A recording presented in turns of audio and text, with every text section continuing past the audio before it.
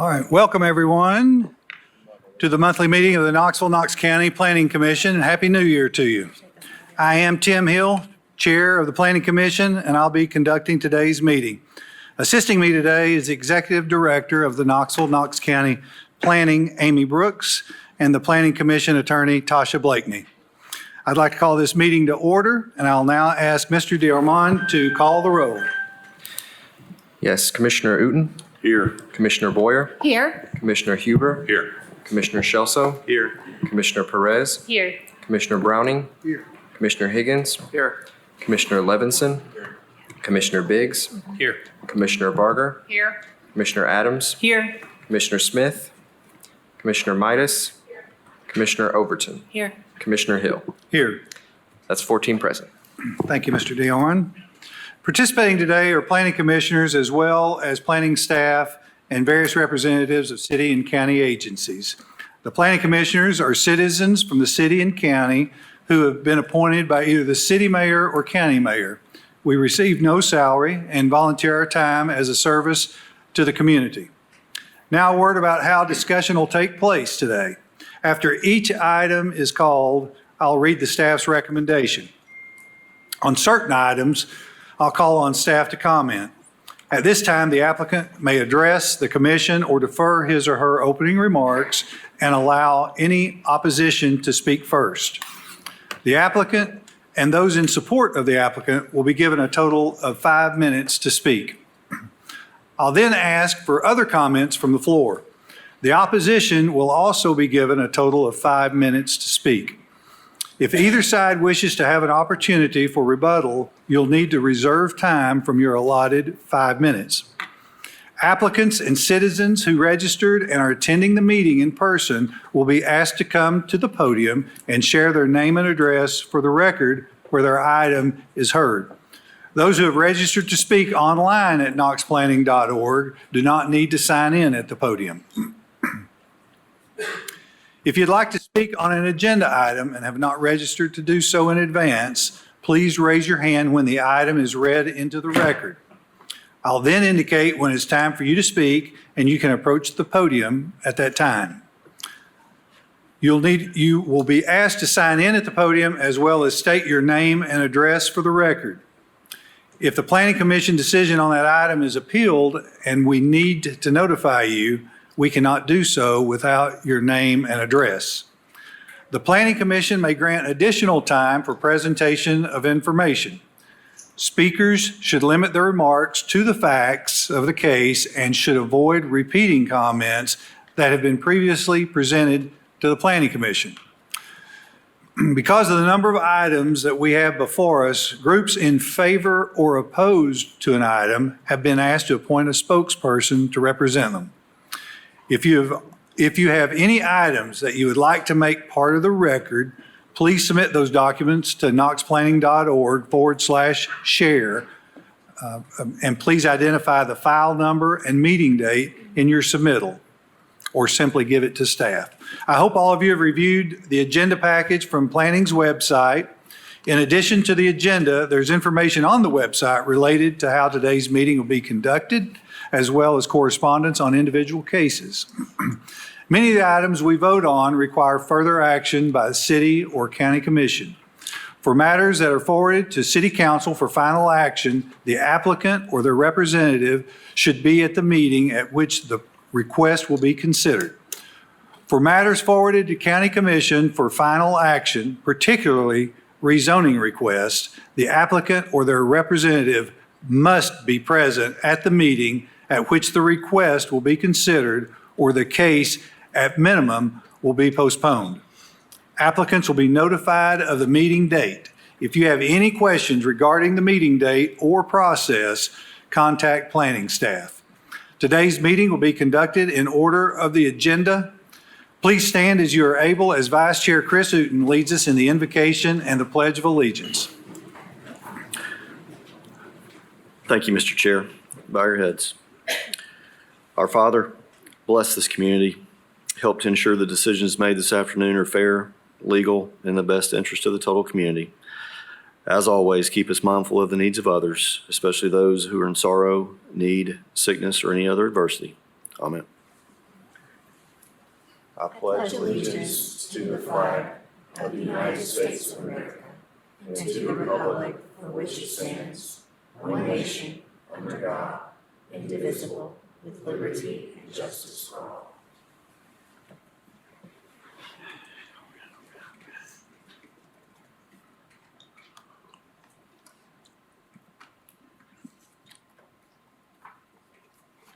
Next on the agenda are the postponement and withdrawal lists, and I'll read these lists separately. Under automatic postponements, we have item 9, Taylor D. Forrester. Item 15, final plat of the Highlands at Clear Springs, Unit 3. Moving on to 30-day postponements.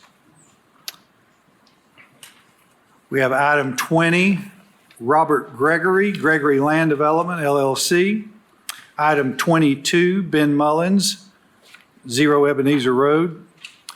Item 33, Bodazat Property, Millertown Pike. Item 34, Lantern Park. Are there any other requests to postpone an item? motion to postpone for 30 days. Second. We have a motion by Vice Chair Uten, seconded by Commissioner Boyer. Seeing no lights, all in favor say aye. Aye. Any opposed? Motion carries. Under 60-day postponements, we have none.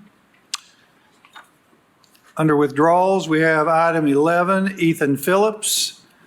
Item 13, Josh Braden. Item 16, Knoxville Multi-Use Stadium Development. Chair will entertain a motion. Motion to withdraw as read. Second.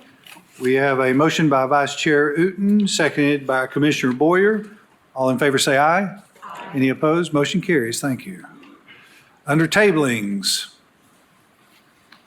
we have item 28, Thunder Mountain Properties at 8744 Chapman Highway. Item 29, Thunder Mountain Properties, 8744 Chapman Highway. Item 30, Bradley Lake Lane, formerly known as Spring Lake Farms, Phase 3. I think that's 35, Mr. Chair.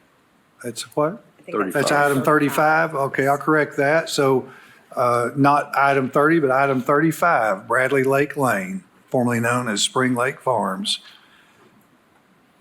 Motion to table is read. Second. We have a motion to table by Vice Chair Uten, seconded by Commissioner Boyer. All in favor say aye. Any opposed? Motion carries. We have no items to be removed from the table.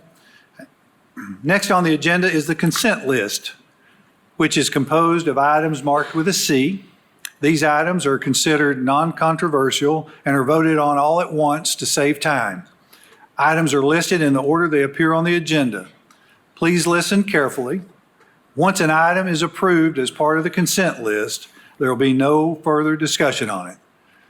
I'll repeat, once an item is approved as part of the consent list, there will be no further discussion on it. We've had people sit here through the whole meeting before and didn't realize it was already on consent.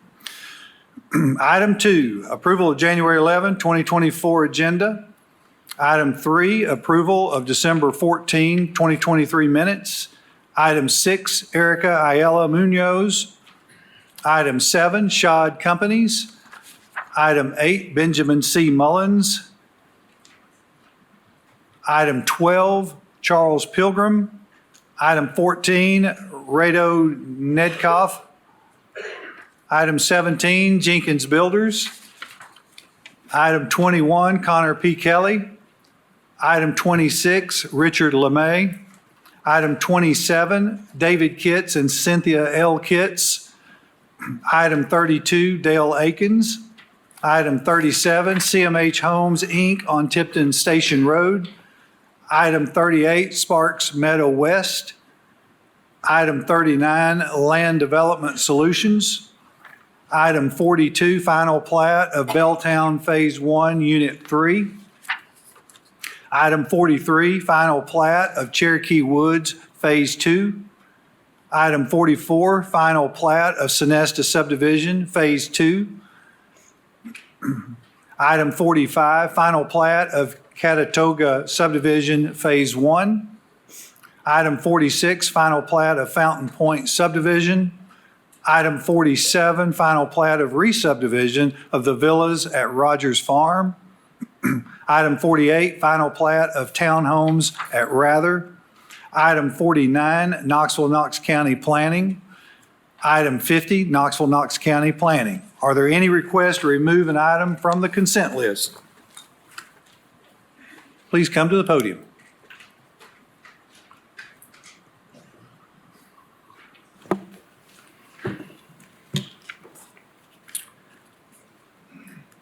My name is Kevin Wilson. I live at 4714 Gray Road in the Halls community. And I'm here for item 21. Item 21, thank you. So I guess the clock starts now. This is my first time. No, actually, we're just going to vote to remove it. It would be removed off consent list. And then when it comes back up, you can speak. Thank you. Thank you. My name is Timothy Allen. Item number 7. I'm sorry, sir, I didn't get your last name. Allen, Allen. A-L-L-E-N. Thank you. Item 7. Okay. Thank you. Any others? Yes. Yes, that's correct. Okay, so that's item number 8 instead of 7. Item number 8 instead of 7. Okay, correction, item 8, not 7. Got it.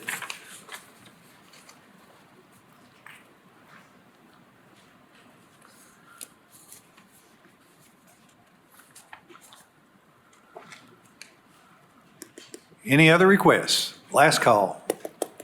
All right. So we've got item 8, item 21. Chair will entertain a motion. Mr. Chair, I'd like to make a motion that we approve the consent list with the exception of item number 8 and item number 21 as read. Second?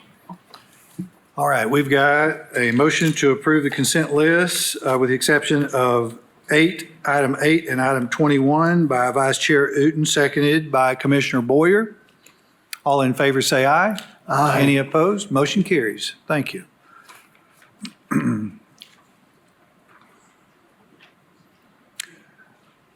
We will begin with agenda item number 5. Applicant is Randy Gennard. Location, west side of Loves Creek Road, south side of Buffett Mill Road. Approximate size of tract, 5.38 acres. Present plan and zoning designation is office, stream protection, RN4. Proposed plan designation, MDRO, medium density residential office, stream protection. Existing land use, rural residential.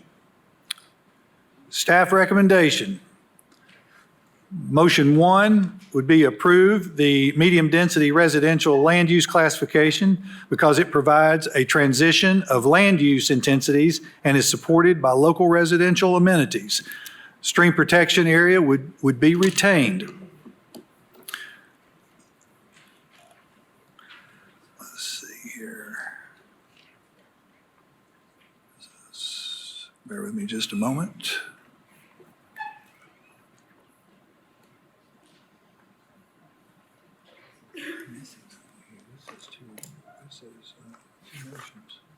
Oh, I must have overlooked that. Do you see it? There's Am I missing that? Wait, give me the second motion. motion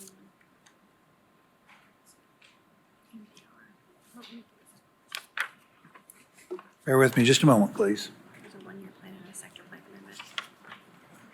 Yeah, the second plan in 1 year. Okay, So this is the first one, okay, where's the second? and the second one will be, Okay, yeah. am I missing a motion? No, it's not. It's just 2 plan amendments.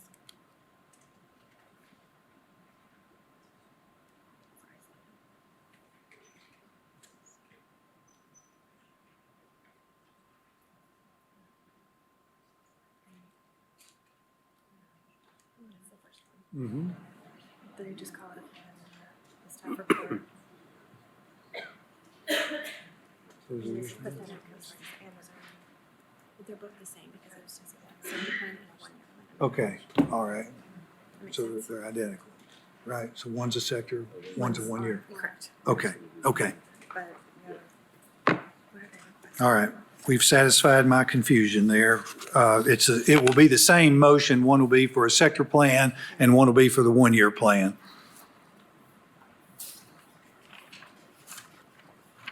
All right, and I see the applicant is before us. If you'll state your name and address, please.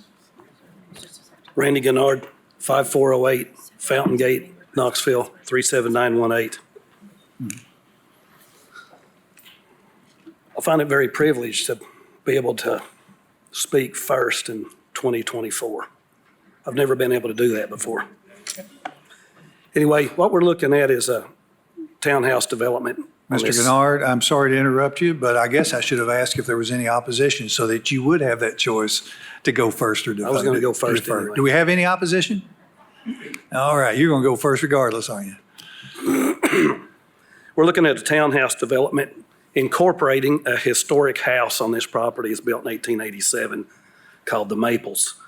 And I think the staff's done a good job looking at this. We've had Lindsay Crockett out there on the property and looked at what we can do and we can't do. And so we've been also in contact with Kevin Murphy, and he's been in contact with Alice Bell. I think there's a letter on that. I've met with the planning staff to see what we could do on this piece of property. And we needed some more density on it. The challenge on this piece is what to do with this historic house to preserve it. We've looked at it as a shared workspace, possibly community center or clubhouse, but more likely a shared workspace, as these townhouses will be more for the affordable housing. And so shared workspace is going away a little bit, but that's what we'd like to do currently with this place. The staff recommended MDR by itself. We'd like to maintain the MDR-O designation on this so we can do it. Initially, when we met with staff, that we'd put it down as a MDR-O so that we could do an office. We like to work with staff and stay consistent with what they want, so I'm a little different now that I'm asking to reconsider as an O. In this case, we feel it is justified for ask for the O and not just the MDR, so we can develop and maintain the existing historic house on this property. We're thinking shared workspace on that, so for an office scenario where the community could use it. But it's going to be a walkable neighborhood, pocket neighborhood involving townhomes. I'd just like to ask you to approve as a MDRO on the sector plan and the 1 year plan. We will have to come back as a special use on this for future. That's all. Thank you, Mr. Gennard. Okay. Commission, any comments?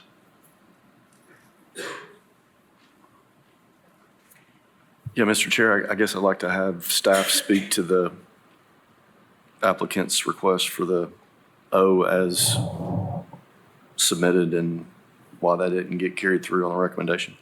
Ms. Hillman? So there's no zoning change proposed, it's just a land use classification amendment. RN4 is the current zoning, which does not permit an office use. What the MDR classification would permit is special use review of more intensive townhome or multi-unit development within the RN4 district. We determined that because of the historic integrity of the property and the stream protection considerations on the site, that MDR, the less intensive classification, was more appropriate because it doesn't permit consideration of zoning like RN5, RN6, and office.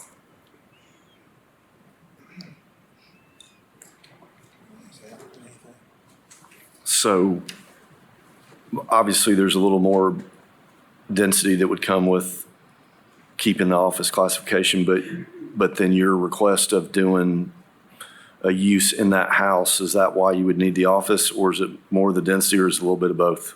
No, it's mainly the house, yes. Okay. We can get the density without the O. Okay. That's helpful.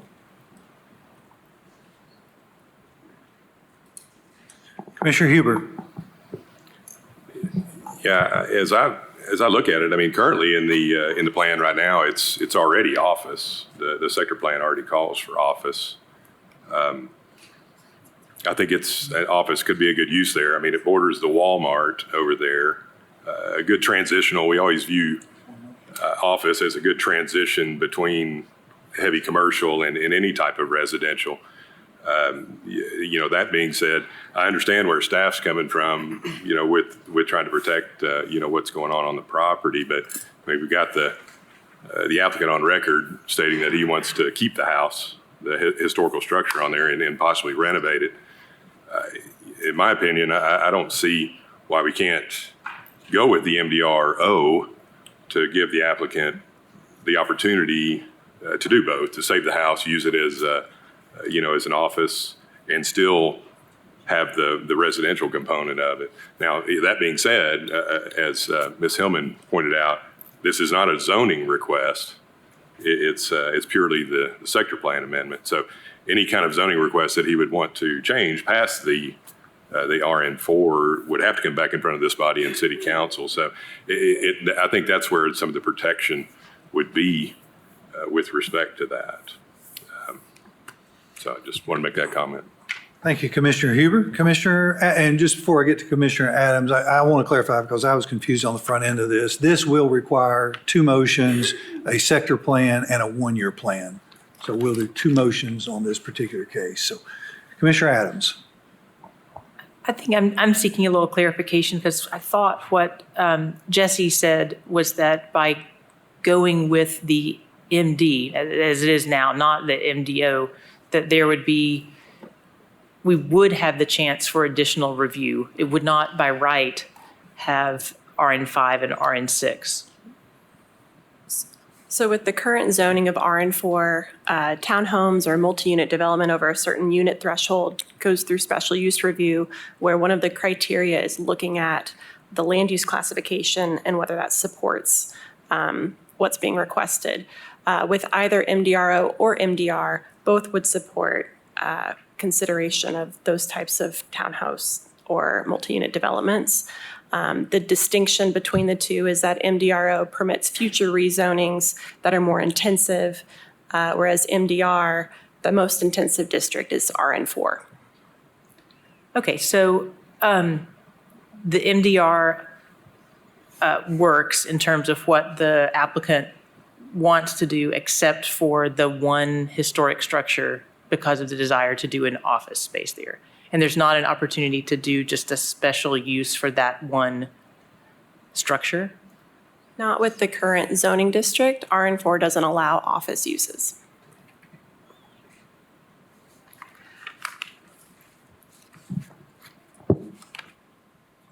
One reason I brought that up now was that we can get a rezoning in almost a month, but 1 year plan takes 3 months. It's every quarter on it, so. Commissioner Barger. This is for Jesse. Just a clarification. I think it was kind of like Commissioner Adams. So there is not a possibility to rezone it to MDR with an exception of the historic house, since the historic house is already zoned office. So the current zoning is RN4. Okay. This is one of those unusual cases where the sector plan doesn't align with the 1 year plan. So in the 1 year plan, the land use classification is office. In the sector plan, it's low density residential. We're recommending that classification be medium density residential, which would allow him to pursue townhouse development as described. Within his current zoning, though, an office use would not be permitted. He's not requesting a rezoning at this time. With MDRO, as he's saying, it would allow him to request an additional rezoning perhaps a partial rezoning for office to pursue that use. I will say that RN4 does permit like a community or a cultural center, as he also described. Commissioner Scelso.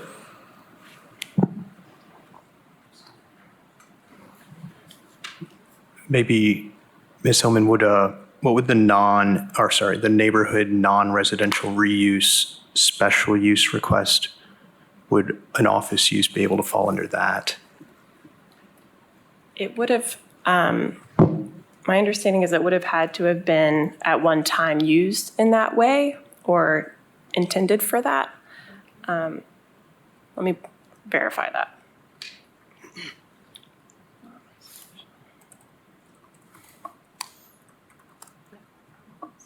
Yeah.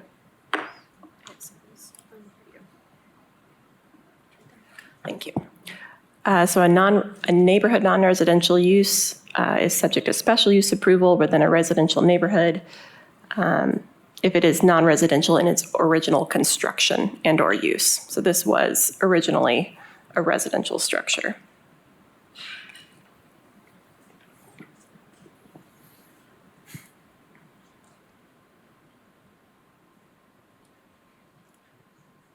I think I kind of took that to mean the actual neighborhood in which the property was non-residential, not so much the structure. I mean,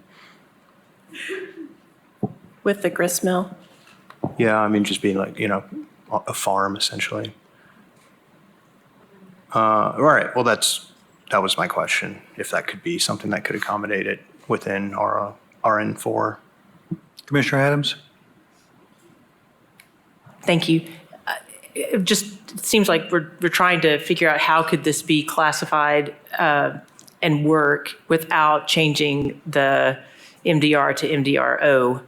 And Ms. Hillman did indicate that the community center, cultural center would work inside the current zoning and land classification?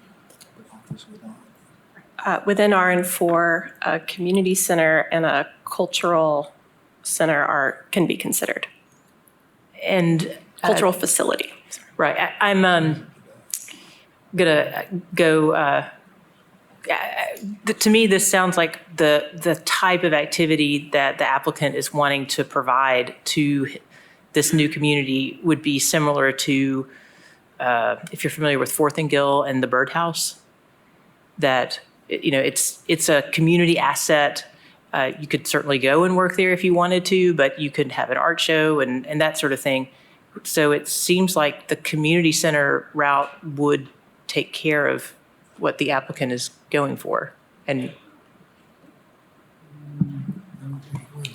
I'll say, I don't know that we have enough detail yet on exactly what Mr. Gennard wants to do. And we would want to involve the city's plans review and inspection department because they would ultimately be the ones to make the decision of whether or not that would fall under this use.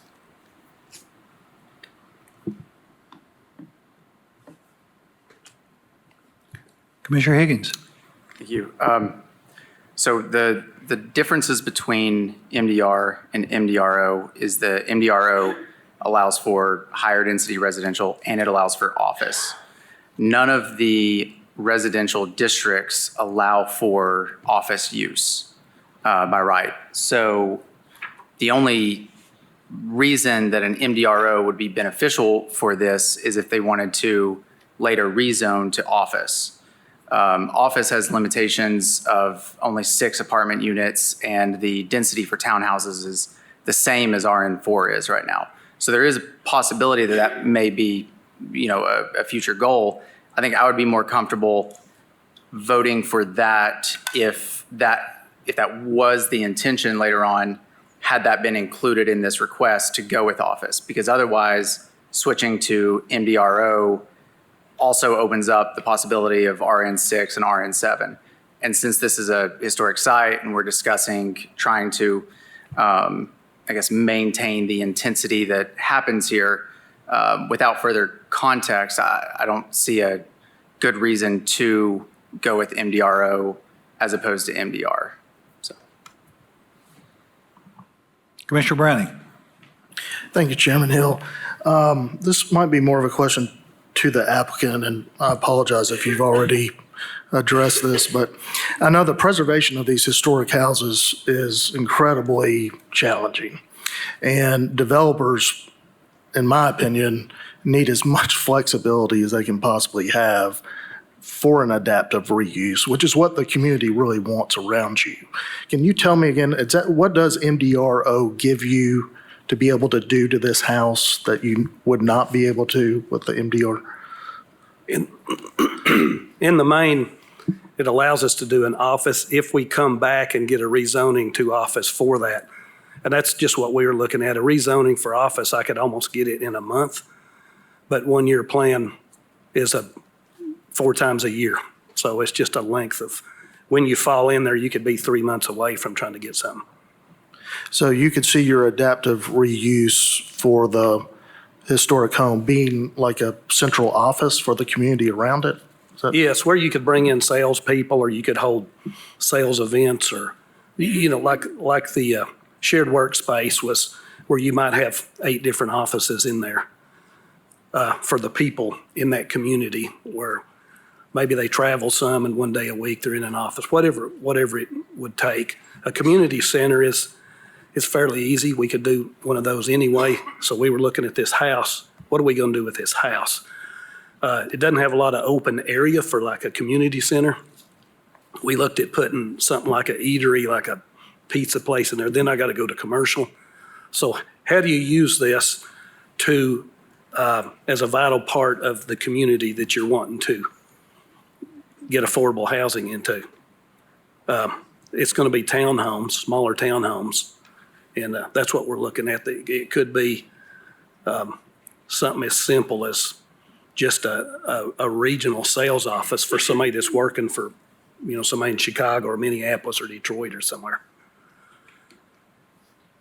I mean, if it gives our applicant the ability to preserve this house from a historic standpoint, I'm up for giving him all the flexibility he could possibly have. So I could certainly support MDRO.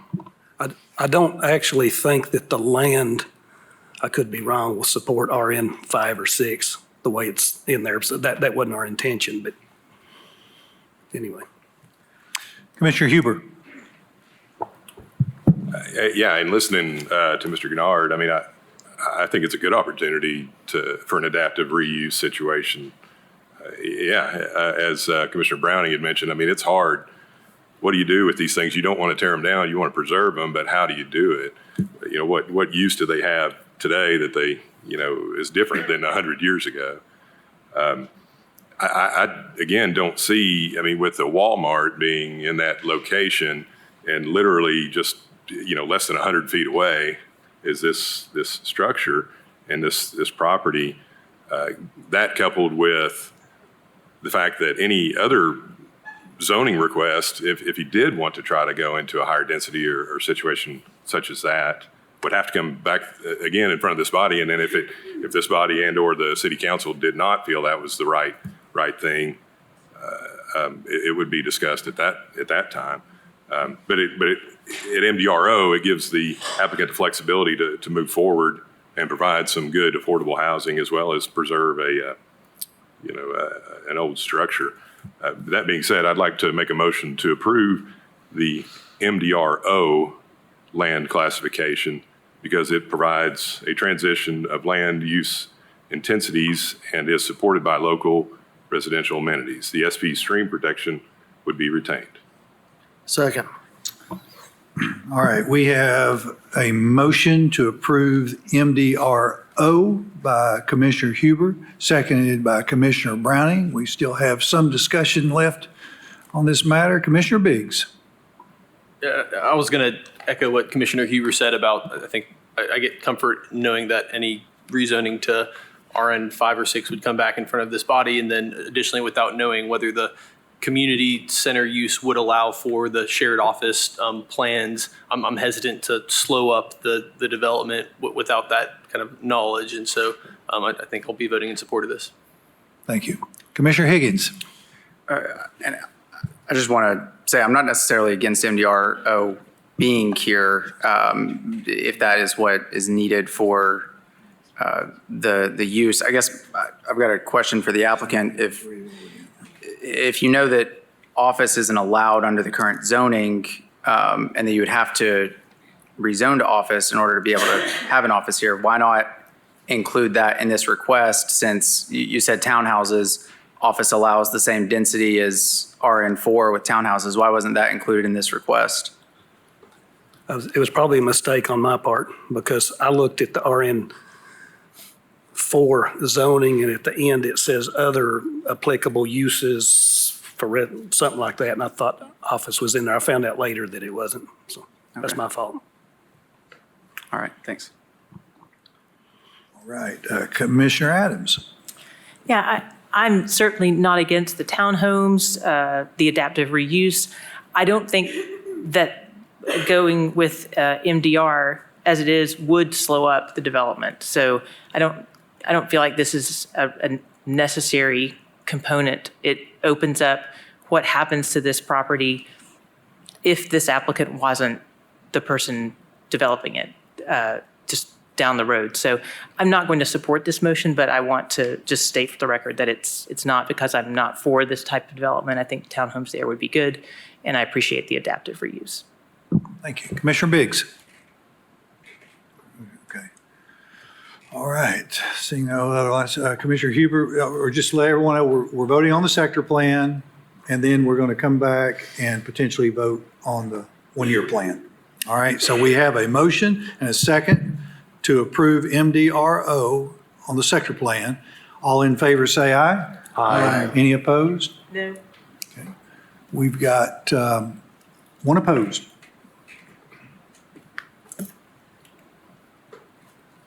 Thank you. I'd like to make a motion. That motion passes. Yes. With respect to the one-year plan, I'd like to make a motion to approve the MDRO land use classification because it provides transition of land use intensities and is supported by local residential amenities. The SP stream protection area would be retained. All right, we have a motion from Commissioner Huber, seconded by Commissioner Barger on the one-year plan as MDRO with the stream protection being retained. All in favor say aye. Aye. Any opposed? No. We have one opposed. Motion carries. Thank you. Total of 12 commissioners here, is that right? Yes. Okay. And we're going to number 8 now. That's one of the ones that was removed from consent. Do I have a slip sheet for that one? 13 to 1. Both motions passed 13 to 1. All right. Do you have a slip sheet for 8? Number 8. Yeah. Okay, thank you. On to agenda item number 8. Applicant is Benjamin C. Mullins, location north and south side of Pratt Road, east of Tower Drive, west of Cedar Lane.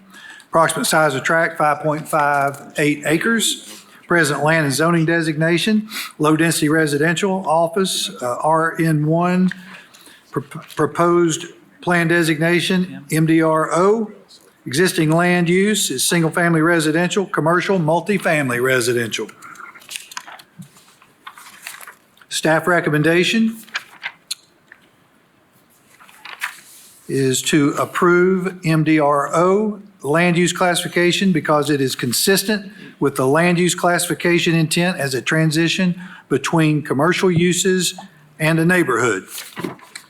And the motion 2 is to approve MDRO land use classification on the one year, regarding the one-year plan because it is consistent with the land use classification's intent as a transition between commercial uses and a neighborhood.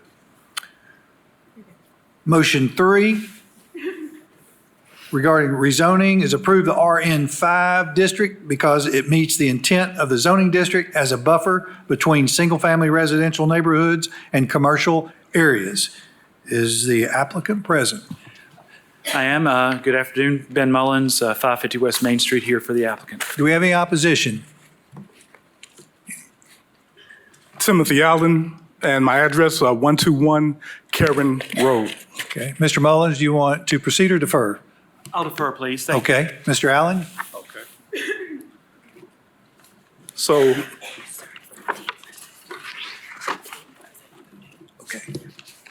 my name is Timothy Allen. I live at 121 Karen Road. I've been there for 18 years. It's a small community, and my neighbors have agreed and asked that I come and speak for the community.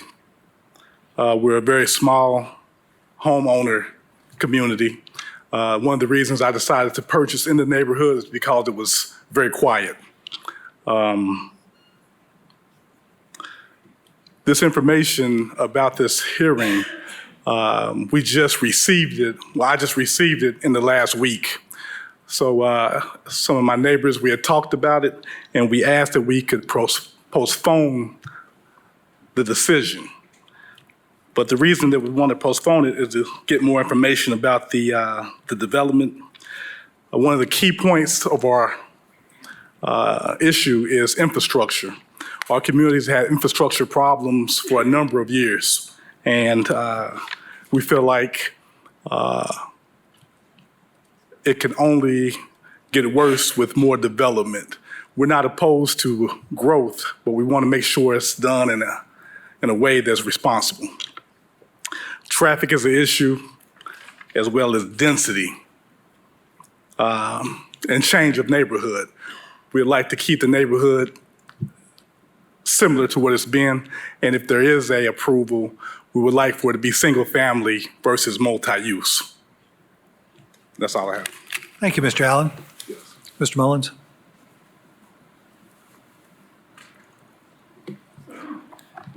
Thank you. Like I said, Ben Mullins, 550 West Main Street. This was pulled off consent, so I'm trying to get my notes in order. I know when I represent the owners, Ed Smith, Merchant Town Center LLC and Pratt Partners LLC.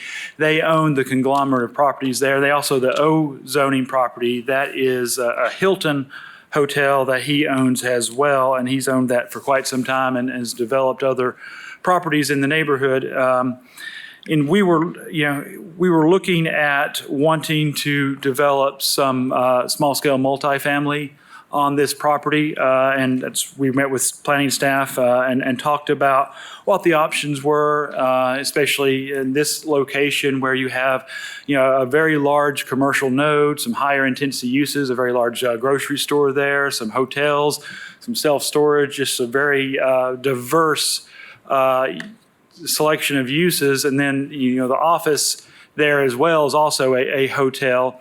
But then what would be an appropriate use between that area, which has been growing and within a quarter of a mile of a public transit, and this older established single-family residential neighborhood there to the north, where Mr. Allen lives, and that's where we talked about the MDRO and the RN5 would allow an opportunity for that transitional use as a step down between the more intense commercial uses and that single-family residential neighborhood there. I did have some conversations with the property owners that abut the northern boundary of the proposed rezoning, and they had some concerns about screening and landscaping and the like. They didn't express any concerns about the zoning and the multifamily being at that location. They would definitely prefer that than another commercial development creeping towards their development. But there's some old trees, some old growth trees there that grow along the property line, and they had some concerns about whether those trees would stay. And of course, that's within the 10-foot, in the RN5, there's a 10-foot landscaping peripheral there, and those trees would remain. There wouldn't be any issue with being able to keep those trees and developing the rest of the property under the RN5 zoning. That was the only feedback I'd heard before today. I do know it's an older neighborhood, and I'm sure that it was developed under different infrastructure standards, different stormwater standards, and the like. There would be an opportunity, once this moves forward through the plans review and inspections department with the city of Knoxville as to what improvements to the infrastructure and what improvements may be needed to Pratt Road to develop this as multifamily in the RN5. But we do think it's an appropriate use, as does staff. I have no issue with meeting with Mr. Allen and the neighbors and having a conversation. This is going to have to go through city council as well, and we would be happy to set up a meeting with the district commissioner there, Charlie Thomas, and the neighborhood to talk about their issues before city council. They have the final say in this, but given staff's recommendation, we would ask that you would approve it today and allow us to take the time between now and the city council meetings in February to have those conversations. Thank you. Thank you, Mr. Mullins. Commissioner Adams.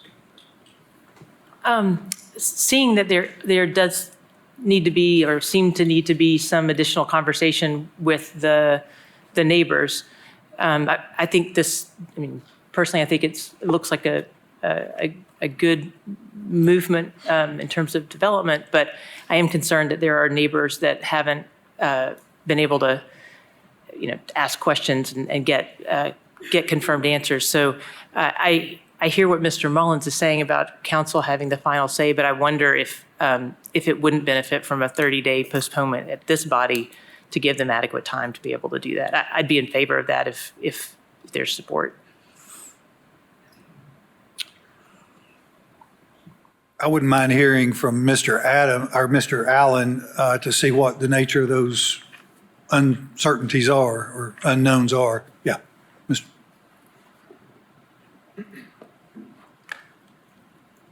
I apologize. I'm a little hearing impaired and my battery in my hearing aid went out. So if you'd ask the question again, Commissioner Adams is contemplating a motion for a postponement, and I was just asking, I'd be interested in, I guess, the nature of the unknowns that you guys may be seeking over that 30 days. More so infrastructure. We've had water issues. I don't know who has control of the map, but above to the north of the neighborhood is Steeplechase, which is a big development and has put a lot of strain in the neighborhood. Okay, thank you. Yes. Commissioner Adams, I'm not sure as far as it relates to infrastructure, what we would glean between now and then. No, I know infrastructure is beyond what we can really address. But I do, I guess, want to encourage Mr. Mullins to do as he said he would do and speak to the neighbors. I think I always do. I have no problem being with the neighbors at all and be happy to. So thank you. Commissioner Browning. Thank you, Chairman Hill. With all due respect to Mr. Allen, Pratt Road is an interesting road there. You've got a Hampton Inn, and you've got a True by Hilton right across the street from it. It does seem like some pretty intense commercial has already been moving down that road, and this does seem like a really logical transition kind of buffer between that True by Hilton and the single-family residential developments down there.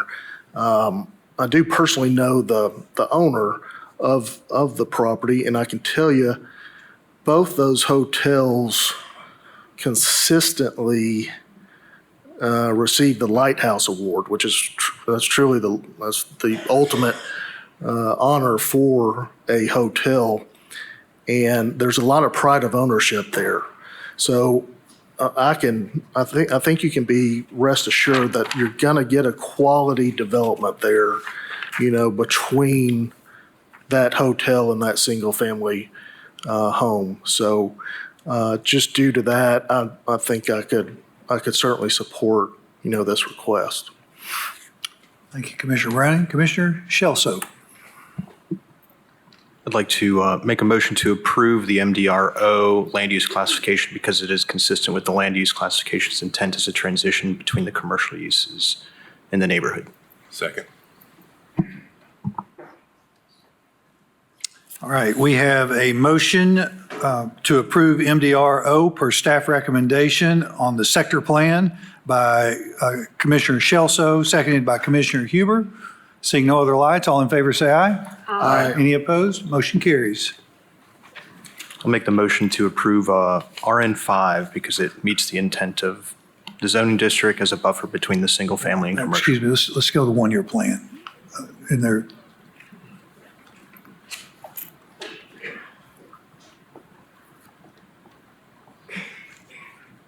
Oh, yeah.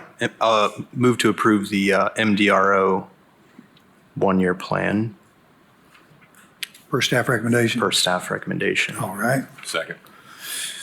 We've got a motion by Commissioner Shelso, seconded by Commissioner Huber to approve MDRO on the one-year plan per staff recommendation. Seeing no other lights, all in favor say aye. Aye. Any opposed? Motion carries. Make the motion to approve RN5 per staff recommendation. Second. All right, we have a motion to approve the rezoning to RN5 per staff recommendation by Commissioner Shelso, seconded by Commissioner Huber. All in favor say aye. Aye. Any opposed? Motion carries. Thank you.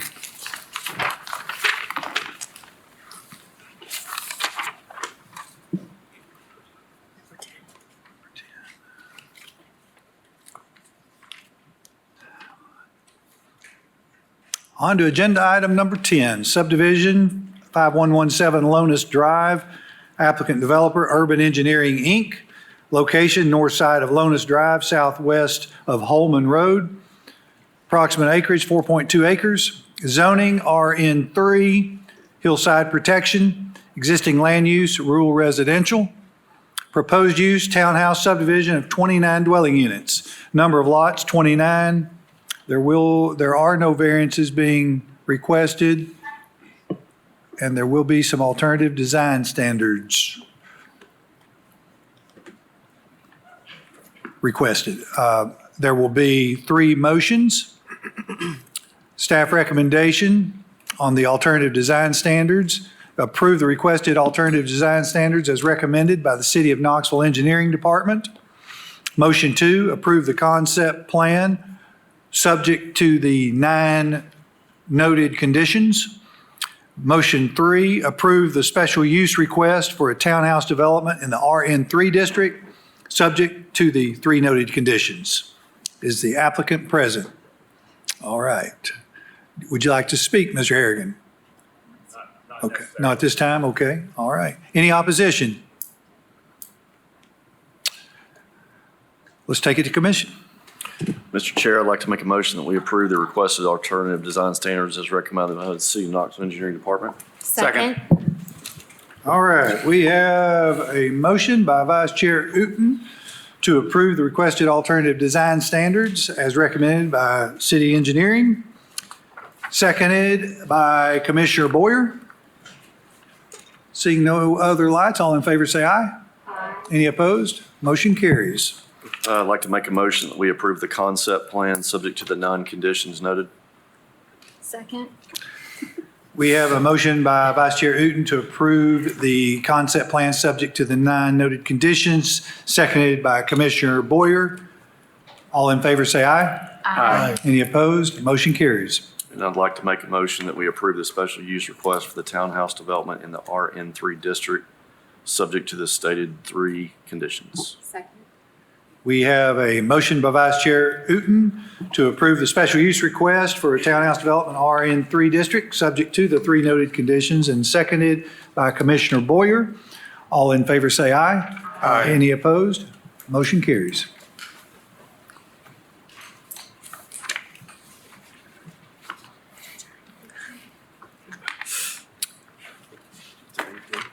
Agenda item 18.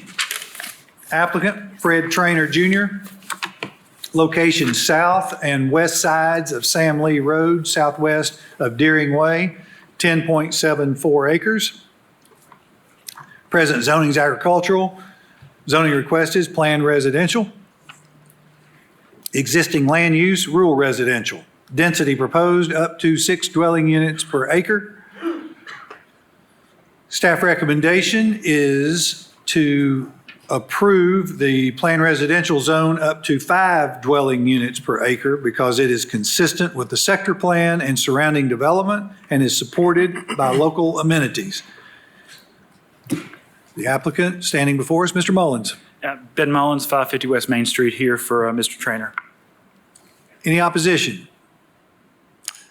Would you like to proceed or defer to the opposition? I'll proceed really briefly and then reserve the rest of my time to address the opposition. I was just retained on this earlier this week and immediately reached out to Director Snowden, and we have a meeting next Thursday to talk about what would be expected as far as sidewalks and improvements along Sam Lee Road there. And there's a pretty significant curve in Sam Lee right at this property. And I know my clients have already done a good job reaching out to the Hardin Valley planning advocates and discussing some of their concerns and about how that can be addressed. We have no objection to staff's recommendation for 5 units an acre that they've recommended. It's a little unique. This property is in the medium density residential sector plan, and the recommendation is and the low density recommendation sector plan range of 5 units an acre. But we're fine with that. And actually, once we can get more information and work with the county as to what improvements would be expected, we actually think we will come in below 5 units an acre, and have committed to Hardin Valley Planning Advocates and that organization that we will work with them and tell them exactly what we're asking for before we get to county commission. They'll probably be below that. But until we really have more information, we want to go ahead and ask for staff's recommendation, give us a chance to have those conversations. And, again, once county commission has the final say, once we've talked to the neighbors and talked to Mr. Snowden, we expect that our request for the density will be even less. Thank you. Thank you. And the opposition is free to come to the table here. Is it Mr. Lepink or Lepink? How do you say that? Lepink?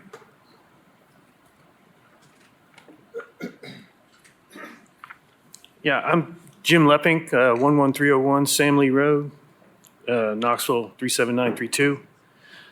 I'm opposed to this rezoning property of 5 units because basically I'm afraid you're setting a dangerous precedent. By rezoning this property to this high of a density, it will only encourage the other property owners to do the same. Anyone with a few acres would be motivated to rezone their property and you would have no basis to deny it. In a few years, Sam Lee Road would be nearly impassable because of the traffic. I know you guys have been doing this long enough to see what's coming, and this is not going to be pretty. I've been told there's no plans for funding in the near future to address the traffic flow problems that we have right now. This type of development will make it more difficult and more expensive to address those problems in the future. I don't know if any of you have ever had to deal with facing down a semi truck, hauling a bulldozer, coming around a curve in the middle of a narrow 2-lane road. But I can tell you, it's a near-death experience. Sam Lee Road was not designed to handle this type of traffic. Right now, when the school's let out, there are cars lined up on Hardin Valley Road and Steel Road waiting to pick up students. They're lined up on the sides of the roads, in the turn lanes, and on the roads themselves. The only alternative to get around it is to use Sam Lee Road. It's becoming a challenge for me to pull out of my driveway every day. I understand that the builder's motivation is to maximize profits. Mine is to preserve the Hardin Valley community and our quality of life. In the end, the builder moves on and the residents are left to deal with the consequences. There's already an overdevelopment problem in Hardin Valley. There's no need to make it worse. You guys know what's going to happen if you allow this type of density in a rural area like this. I know what's going to happen. I think we should just not allow this. Thank you. Thank you for your comments. Did you say we have another one? Do we have other? Okay.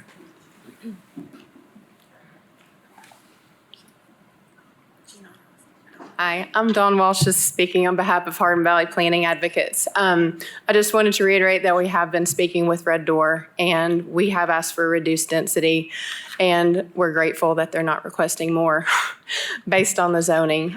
They've been really conversational about what they're looking for, and I feel like they really understand what we're looking for in terms of reduced density and also making it a community that has space that can feel like a community with sidewalks, with usable green space, not just a retention pond or a retention area, but place where children can play, since we have such a lack of parks in Hardin Valley and in the area. And then we also spoke a little bit about roads. They have a meeting set up with engineering, I think, next week, but it would be so amazing if and I realize that's a whole road project, but if that could connect sidewalks to Steel Road, because that sidewalk does connect all the way to the end, and this is the parental responsibility zone.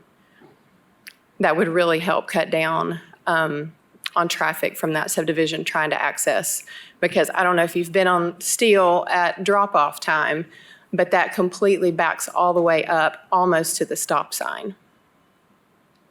So, thank you. Thank you. Mr. Chair, seeing that the applicant has talked to the community, who's very active out there, and although they're not saying this is final with the density that's being proposed today, less than what was approved and what staff is recommending, it sounds like they're heading in the right direction. So I'm going to make a motion that we approve the PR planned residential zone up to 5 per the acre. Second. All right, we've got a motion by Vice Chair Uten, seconded by Commissioner Higgins, to approve PR up to 5 dwelling units per staff recommendation. Seeing no other lights, all in favor say aye. Aye. Any opposed? Motion carries. Thank you. 19.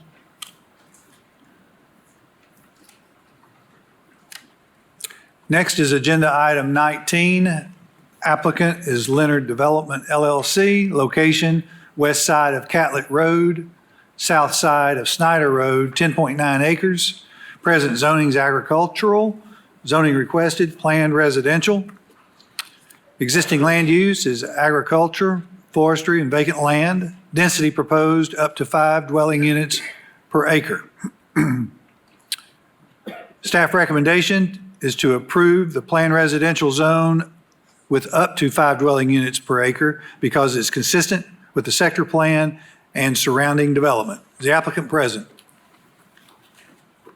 Present. Do we have any opposition? Any opposition? Seeing no we do? On the front row. Okay. Do we have opposition?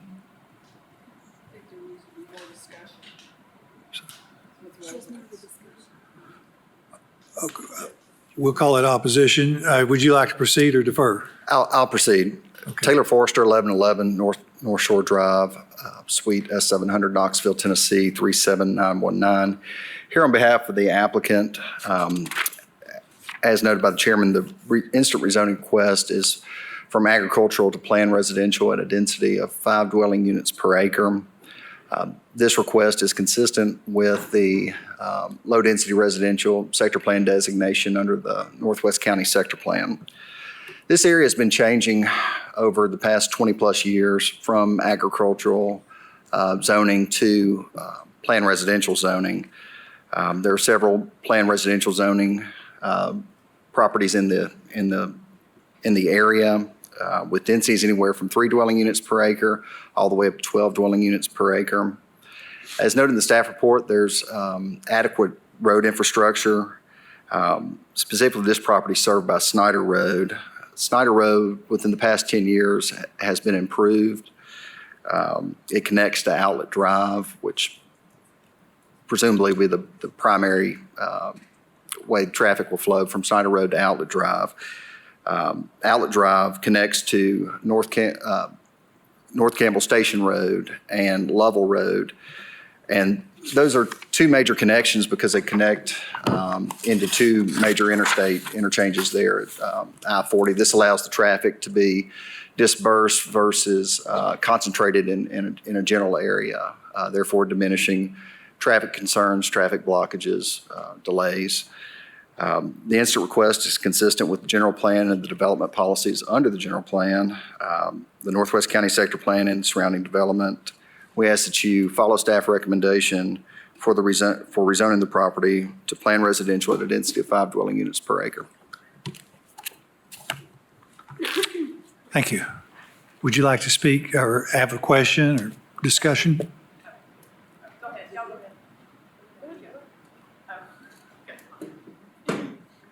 My name is Cindy Faith, and I live at 1117 Carrollwood Road in the area that he's speaking about.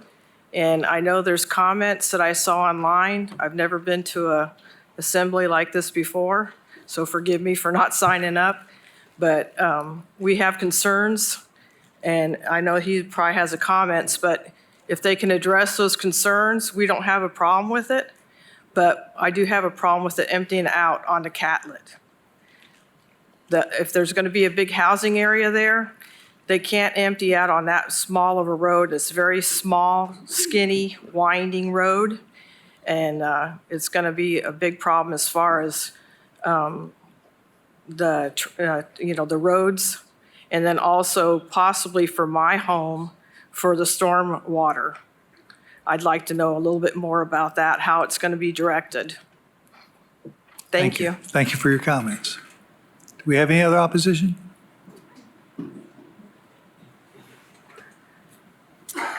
Dawn Walsh, Hardin Valley Planning Advocates again. Finally was able to speak with the applicant on this one this morning briefly and express the same concerns that we have with basically everything in Hardin Valley, which is just the strain on school system. This one does have elementary that goes to Farragut, but middle and high school do go to Hardin Valley. And so just explain to him that we're also requesting reduced density on that as well.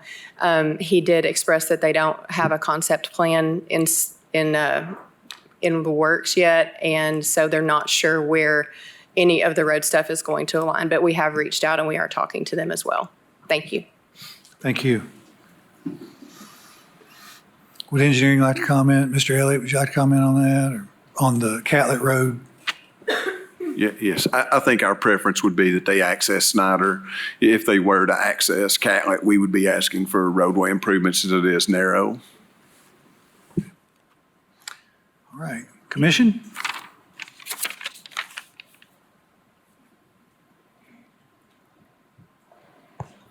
Commissioner Adams. I just have a question about the density. I forget which planner is on this. Ms. Warner. Ms. Warner. She's out, but I'll be happy to help. Thank you. If you can remind me how planning got to the recommending the 5, because when I look at the map, I see approvals for 1 to 3. So I'm questioning the density there, and I'm wondering if it's because of the hillside component. That's my question. So it does have a little bit of hillside protection on the property. They are pretty modest for the most part. I think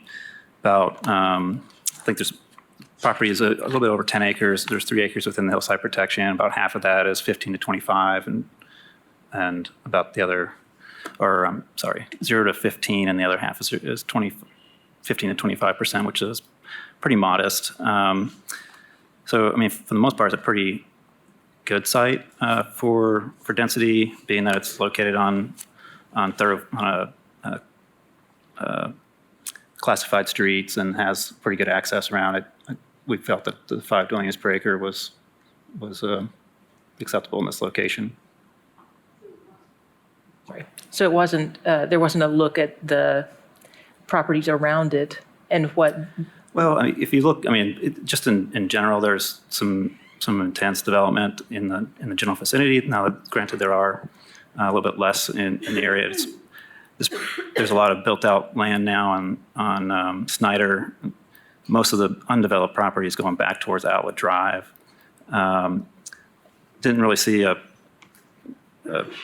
reason to not recommend the 5 dwellings per acre being where it's located. It is fairly well situated with lots of services around, and so we just felt that the 5 dwellings per acre here was acceptable.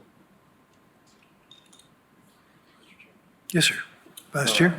Thank you, Mr. Chair. I'd like to make a motion to approve the plan residential zone at the 5 per acre as requested by staff as recommended. Second. We've got a motion by Vice Chair Uten to approve planned residential zone up to 5 dwelling units per acre per staff recommendation, seconded by Commissioner Higgins. Seeing no other lights, all in favor say aye. Aye. Any opposed? Motion carries. Thank you.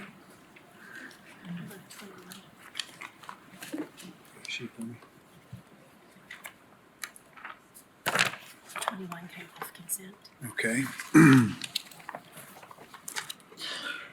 Next is Agenda Item 21, applicant Connor P. Kelly. Location west side of Manorville Pike, southeast of Gray Road, approximate size of tract 59.28 acres. Present zoning, floodway agricultural. Zoning requested, planned residential. Existing land use, agriculture, forestry, vacant land. Density proposed up to 5 dwelling units per acre. Staff recommendation is to approve PR up to 4 dwelling units per acre because it is consistent with the sector plan and surrounding development.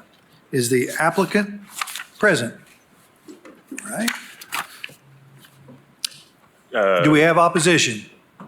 Yes. Okay. Would you like to proceed or defer? Defer. Okay, thank you. Oh, it's not ours. I apologize. Okay, all right. Any other opposition? Okay, all right. If you'll state your name and address, please. Kevin Wilson, 4714 Gray Road. Thank you. My property touches this property. And I've walked that property for years. It had horses, all the livestock. I knew my neighbor.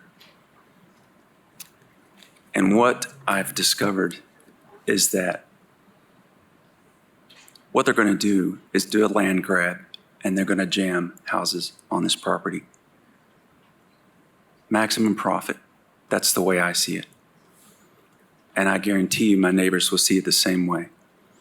This came up suddenly for me, so I haven't had a chance to really rally the troops.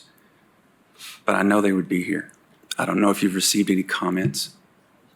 I do not think this development is going to be consistent with Halls. Halls is not South Knoxville. It is not West Knoxville. This is farmland north of Emmy Road in the middle of Halls. If you go north, that's what Halls is really like. I'm not against development and growth. I've seen the maps. I'm not afraid of that. But I am afraid of being irresponsible, considering what it does to our area, the character, the history. I would like for it to be considered to reduce 5 units per acre. You said 4, I believe. I would still protest it, go down lower. This contractor is going to make his money. He currently has another development that's being disputed off the North Shore. If you haven't heard about it, you will. I don't even know if he works with a company that's from the state. And I look to you, our leadership, to guide the future in North Knox County so our farmland isn't gobbled up for profits. Make it at least a reasonable living quarters. 5 is just too many. In the middle of a beautiful pasture. That's my motion. I would like to have a chance to bring more people with me. Can we postpone this in some way? Thank you for your comments.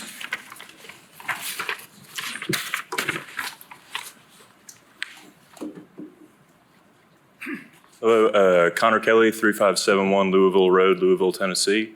The property out for Manorville Pike is 59.50 acres, excuse me.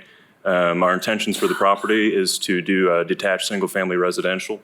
We did apply for up to 5 dwelling units per acre. Upon seeing the staff's recommendation of 4 units per acre, I would like to accept that offer, and I appreciate it. Commission? Commissioner Adams.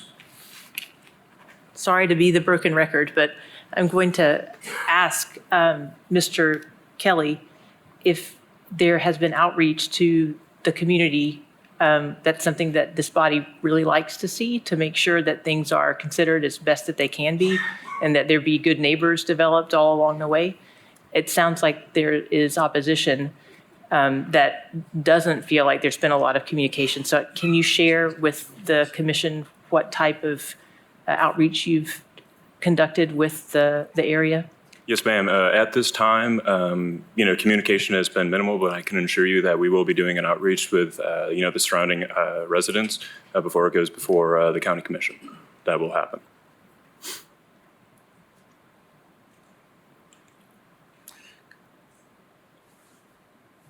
Commissioner Huber. Yeah, so I guess we've got one more step. I mean, we're just at the rezoning stage today,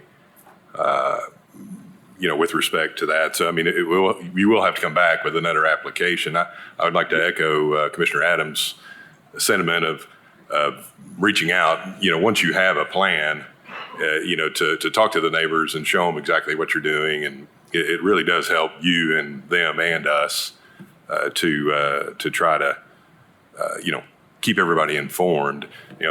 That being said, I mean, I look at it, you're only maybe 1,000 feet away from a commercial corridor on Maynardville Highway over there. I mean, it's definitely growing. I get, Halls is not as dense as some areas. I mean, we look at it, Gibbs, there's been a lot going on in Gibbs lately. That we've seen a lot of that same growth pain up there. But to me, this is an even better location. I mean, Maynardville Highway is a superior road compared to a lot of the roads that we do see here with coming in with requests. So that being said, I'll go ahead and make a motion to approve up to staff recommendation of 4 dwelling units per acre because it is consistent with the sector plan and surrounding developments. All right, we have a motion by Commissioner Huber, seconded by Commissioner Levinson, to approve PR up to 4 dwelling units per acre per staff recommendation. Seeing no other lights, all in favor say aye. Any opposed? Motion carries. Thank you. Thank you.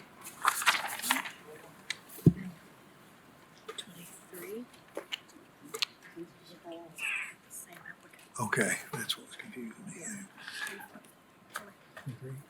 All right. Agenda item 23, applicant Connor P. Kelly, location northwest side of South North Shore Drive, east side of Harvey Road, 42.44 acres, present zoning agricultural, zoning requested plan residential, existing land use, agricultural, forestry, vacant land. Density proposed up to 5 dwelling units per acre.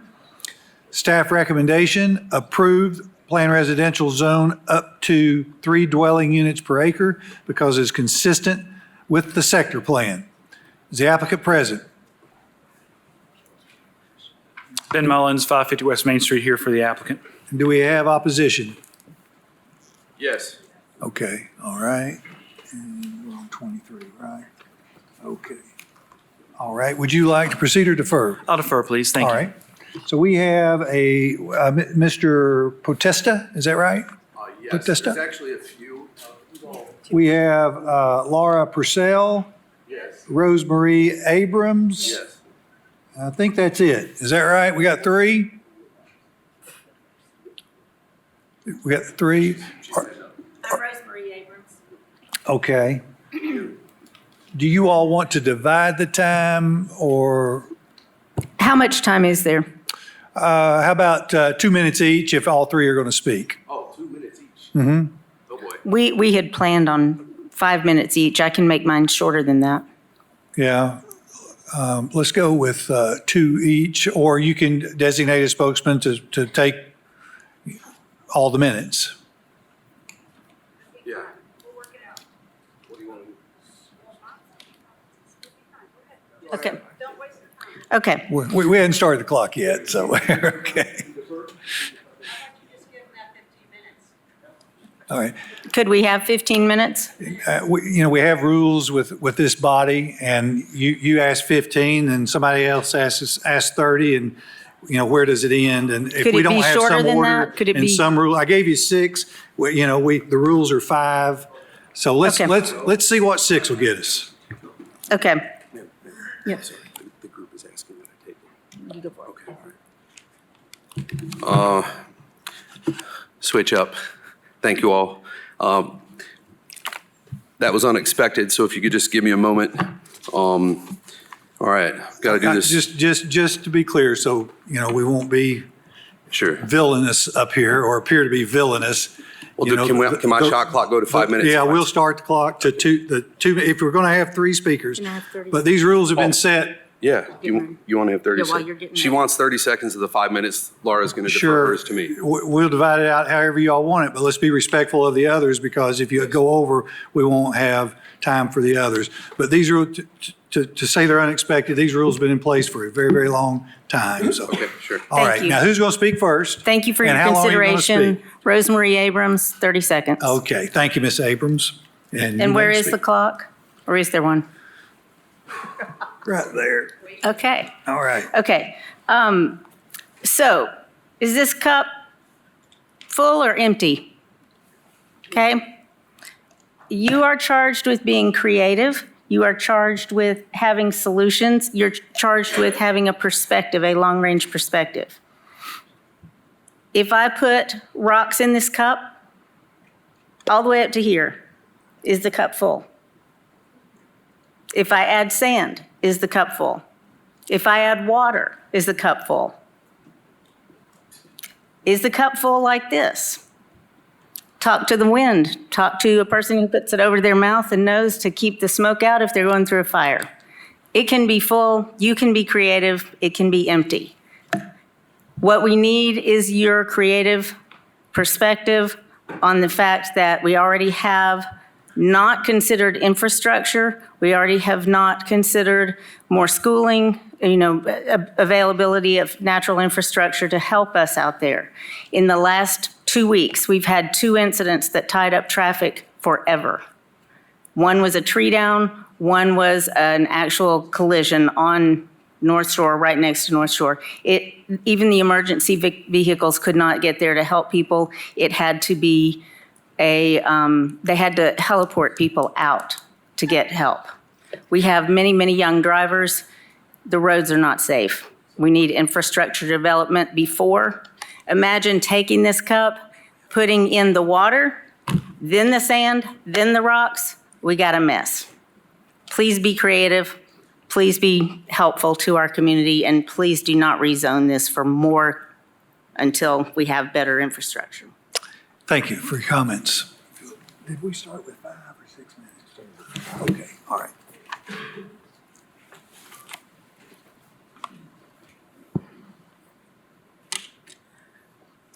You may I can begin. proceed? Sure. All right, thank you. I now have 1 minute and 43 seconds less than I planned, so I'm going to speak fast. Well, I'm going to add another minute to the 3:17, so you got 4:17. Praise the Lord. Yeah.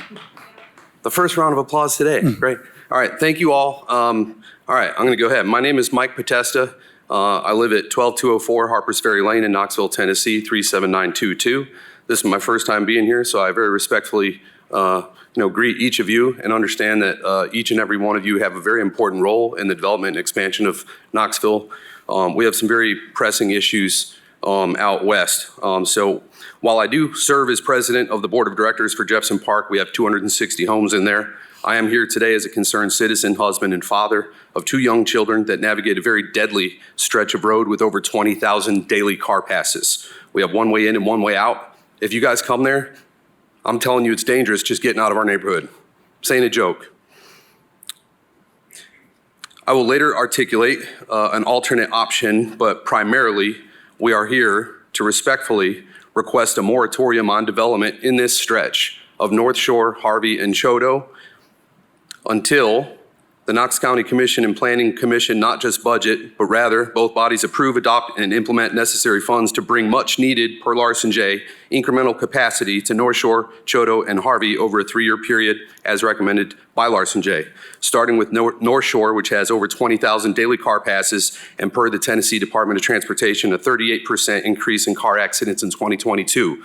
There were so many that the Knox County Sheriff's Department had to modify the way that they tally car accidents. They now require injury. Okay, so in other words, 2023 data will appear suppressed, okay, versus this. Let's see, that covers that. Core issues. This development, as currently proposed, is detrimental to the character of the area. It is not consistent as currently proposed, okay? And then 2, people are being killed on these roads every year, killed. Public safety is non-existent. And emergency services are unable to access these areas. Power lines go down, trees cross the road, miles and miles and miles of people backed up. People can't get to their families, businesses can't run, folks can't get to the airport, it's bad. Larson J, okay, or it says where it can be shown that approval would have an adverse impact on the character of the neighborhood in which the site is located, y'all can vote this thing down. I'm not saying vote no forever, but just as it's currently proposed, we're asking you that you consider that, and then later we'll propose an alternate. And I'm watching the clock here, so I gotta fly. Stay with me. All right, so Larson J, very graciously, on September 1st of 2023, he sent this letter to Mayor Jacobs, and it cites a 39% increase in car accidents on the North Shore corridor. Daylight hours represented 64%, in clear weather conditions, 71%, and along the roadway not near an intersection, 83%. He further says drivers are traveling at a high rate of speed. With a combination of a narrow roadway, it inevitably leads to an increase in accidents. He then, on the next page, asks Mayor Jacobs to address these concerns. Please add additional roundabouts at North Shore and Charlottesville. Please add additional roundabouts at Montgomery Cove, Bayou Bend, and North Shore. This will provide easier in and out access and safer in and out access for neighborhood residents and serve as a natural slowing at traffic key points where accidents are on the rise. EPW, I'm assuming that's engineering? I'm running out of time. Okay, these folks have looked at this for Larson J so that he could quantify his recommendation to Mayor Jacobs, and he says that it's an estimate of $2 to $4 million of capital in today's dollars, and it would take 1 to 3 years to complete. So this is pretty serious stuff, but I have to move on. Advanced Knox says our population from 2022 over the preceding 40 years has gained nearly 50%, yet we've not kept up with infrastructure. I got to move on. Oh boy. Oh boy. All right. Suzanne Russell was killed March 30th of 2022 on a head-on collision, okay, on North Shore. Last month, a gal named Jeanette Gutzman was killed on Choteau, visiting her family for the holidays, okay? You all have the power to vote this thing down with justification because it is not congruent with the character of the area, period. And we ask that you do that simultaneously, conditionally. Alternately acceptable might be 2.5 acres, single family only, predicated on road capacity and infrastructure improvements package immediately budgeted and approved over a 3-year period by all required bodies for North Shore, Choteau, and Harvey. Wrap up, please. What's that? If you could wrap up, please. Yes, sir, of course. All right, so, and then segueing into the fact that I do have fiduciary responsibility for the safety of people of Jefferson Park, we respectfully and prayerfully ask for you to consider voting no with justification. We know this is not popular. We're not anti-development, but we have people dying on our roads. Thank you for your comments. Did we have one other that wanted to speak? If you'll approach the podium. Thank you. And we'll extend it 1 minute, please. Okay. I appreciate your consideration. My name's Laura Purcell. I live at 1806 Blue Crane Lane. I actually live in Falcon Point, which is directly across North Shore. It's south of North Shore from the development. And I'm not opposed to development. I know it's going to happen, and I appreciate your recommendation of 3 per acre without attached dwellings. I want to reiterate what Mike was saying about the predicament that we're in. We're in a situation that's a one-way in, one-way out on North Shore. I don't know how much time you've spent out there, but when the tree fell, we have 2 firefighters in our little fire station there where Choto Markets is. So say my grandmother fell and they're helping get her off the floor, and then my friend's house catches on fire. There's no way to get a fire truck to the fire because they're attending a first responders thing.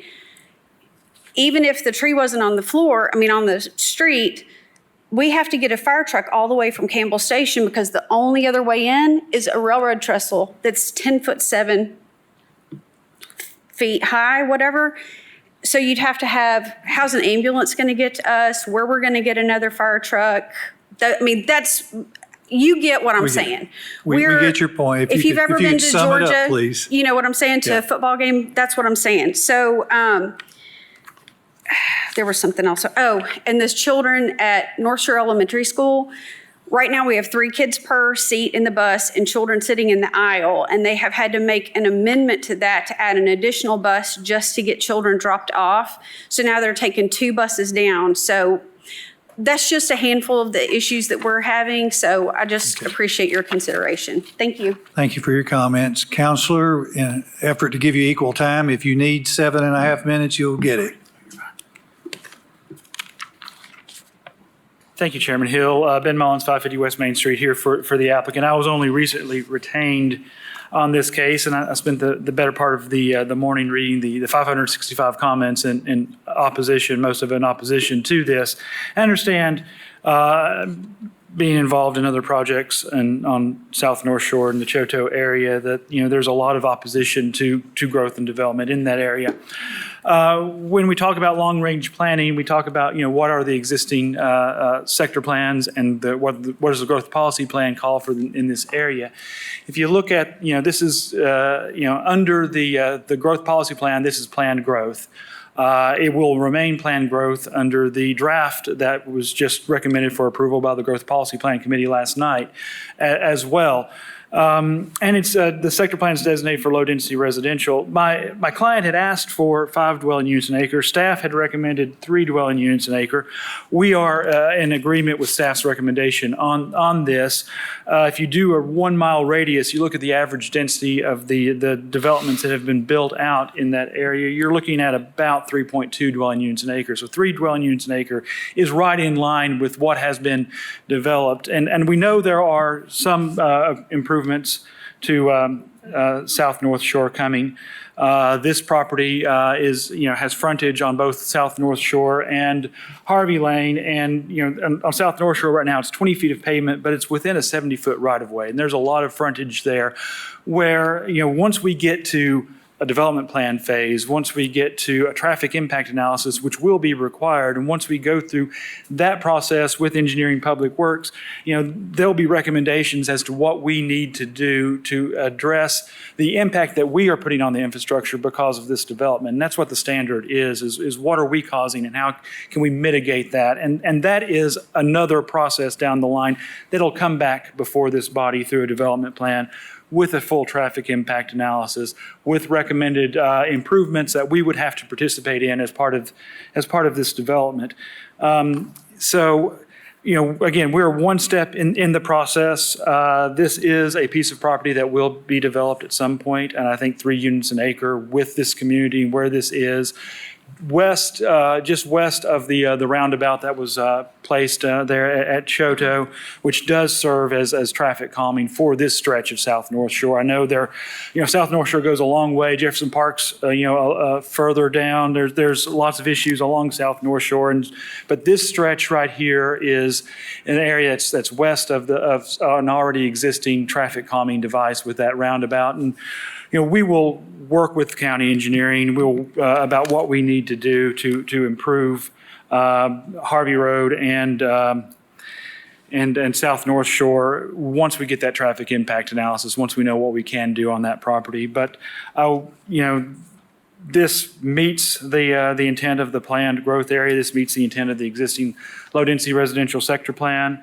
And knowing that we're going to have to come back and address these issues with a full development plan in the planned residential zone, we would ask for approval. Thank you. Thank you. Commission? Commissioner Huber.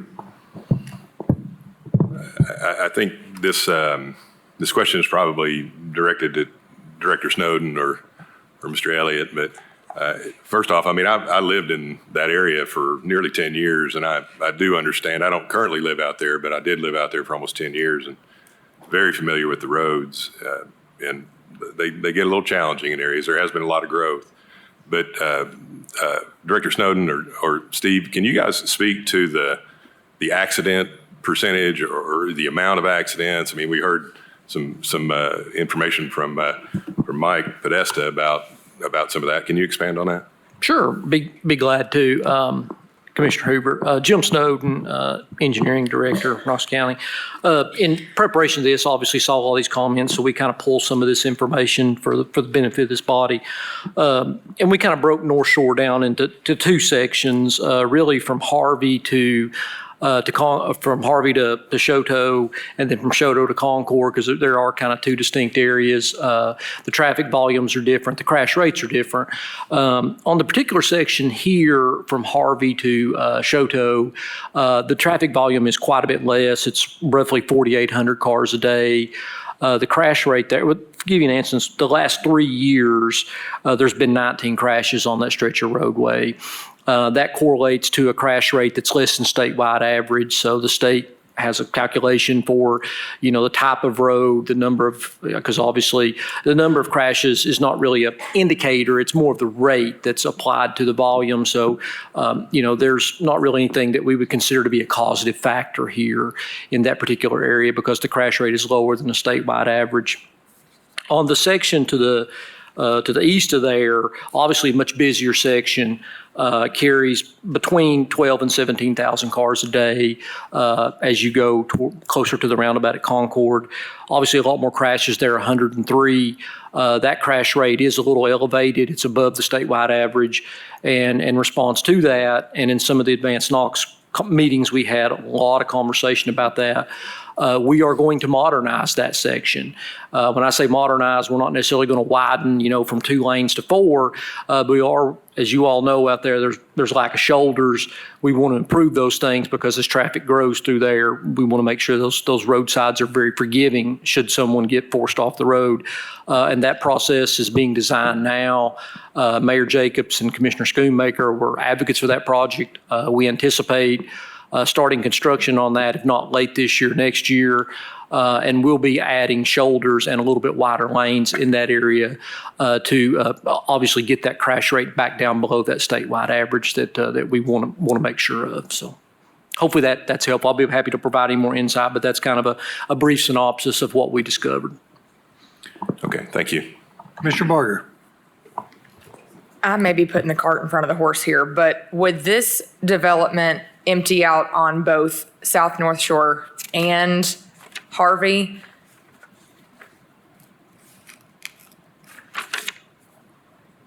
Bueller. I didn't know who the question was directed from. And we have Anybody? access to both South North Shore and Harvey. We don't have a development plan. I anticipate that there will be access to Harvey and North Shore, but I don't know that until we actually sit down and do the engineering. But once we do that, there'll be a traffic impact analysis, what the flows are, and then what improvements we may need to participate in on both of those roads. Okay. I've driven on Harvey a lot and it's real skinny. So I understand. real skinny. And then for Director Snowden, the improvements that are going to be made on North Shore, is that, or South North Shore, is that from Concord to Harvey, or is that just the part between Concord and Shodo? Just from Concord to Shodo right now, because that's where we identified the crash problems based on the higher volumes there, ma'am. Okay. Thank you.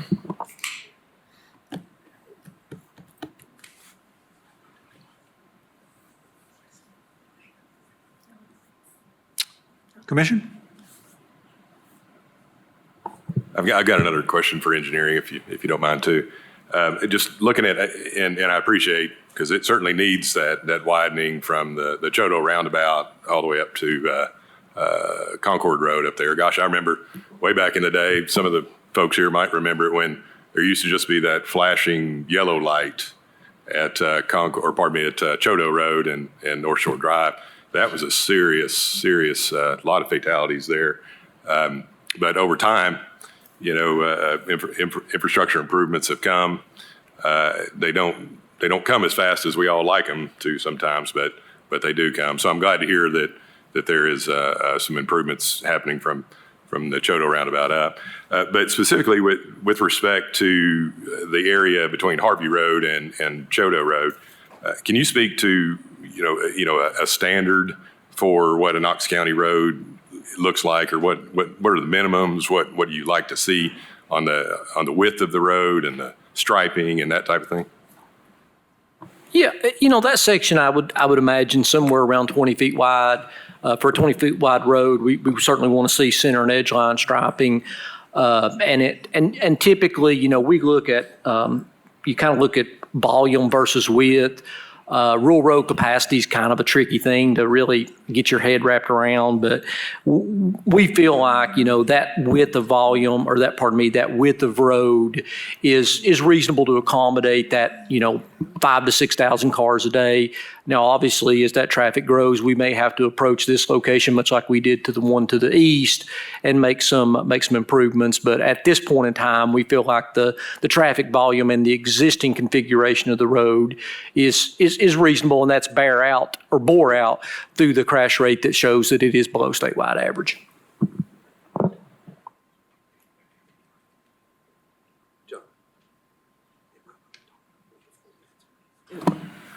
Vice Chair Uten. Yeah, Mr. Chair. The applicant's counsel mentioned that County Commission last night approved the advanced Knox, the first draft step of it, which talks about the urban growth boundary. I can't imagine how many hours, countless hours have been poured into that with consultants and such, and public meetings about where that urban growth boundary would be, and to try to protect the rural areas outside that boundary. Hasn't been finalized yet, but it was approved as a draft last night. We've seen a lot of applicants today ask for, upwards in 4 and 5 per the acre on Samley Road, Maynardville Highway. That's all inside that growth boundary. As staff suggests, this is, in the low density residential sector plan that would afford up to the 5. I'm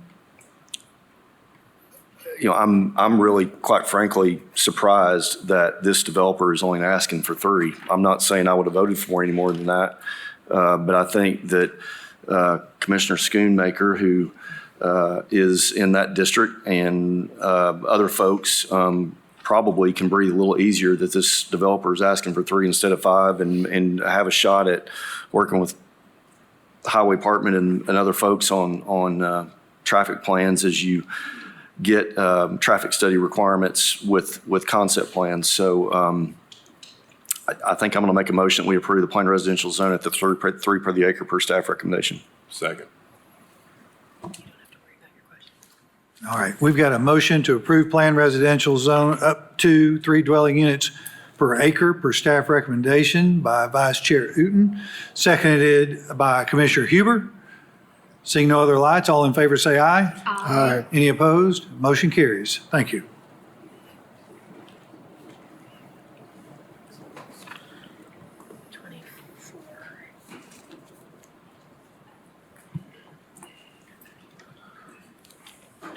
Next is agenda item 24.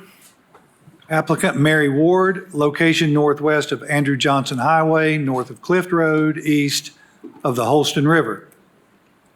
3.09 acres. Present zoning is low-density residential and floodway. Zoning requested, agricultural and floodway.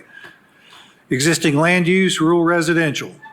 Staff recommendation, approve agricultural zone because it's consistent with the sector plan and surrounding development. Floodway zone would be retained. Is the applicant present?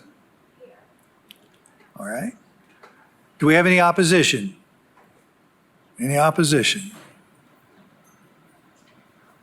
Seeing no opposition, would you like to speak? Okay, all right. Commission? Mr. Chair, I'd like to make a motion we approve the A agricultural zone because it's consistent with the sector plan and surrounding development, and the F floodway zone would be retained. Second. Right, we have a motion by Vice Chair Uten to approve agriculture zone and retaining the floodway zone per staff recommendation, seconded by Commissioner Boyer. All in favor say aye. Aye. Any opposed? Motion carries. Thank you. 25. Next is agenda item 25. Applicant is Kenneth Gilreath. Location, south side Strawberry Plains Pike, east side East Governor John Sevier Highway, 5.77 acres. Present zoning is planned commercial and floodway. Zoning requested is CA general business and floodway, existing land use, agricultural, forestry, and vacant land. Staff recommendation is to deny the general commercial zone because of site constraints and because the existing planned commercial zone allows for site plan review by the Planning Commission. Is the applicant present? I am Ben Mullins, 550 West Main Street, here for the applicant. Do we have any opposition? Seeing no opposition, would you like to comment? Yes, I represent Mr. Gilreath, who is the owner not only of this parcel, but the following three parcels as you're moving east on Strawberry Plains Pike. Those three parcels, the frontage there to the floodway are zoned CA general commercial. That last parcel to the east actually extends down. It's about 100 acres. That is his residence and is a farm. He has an existing I call it an automobile business. It's really kind of a road ready or road legal electric vehicles there on the property that is just to the east, which is zoned CA.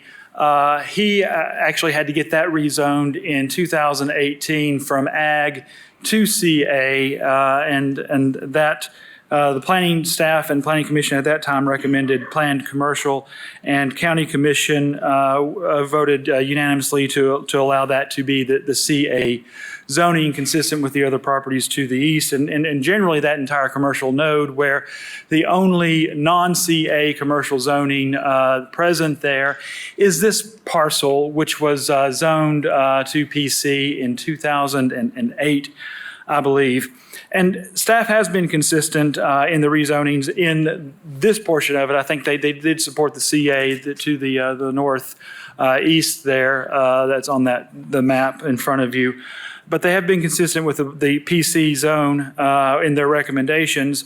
And in going back and listening to the comments in county commission, specifically David Wright, who was a commissioner at the time, who was in the 8th district in 2018, and Commissioner Daly, this property had all been traditionally commercial property for many, many years, even before the zoning. And then when the zoning took place, it was in the rural area, and they applied the agricultural zoning, and the property owners kept asking for it to go back to commercial consistent with the previous uses.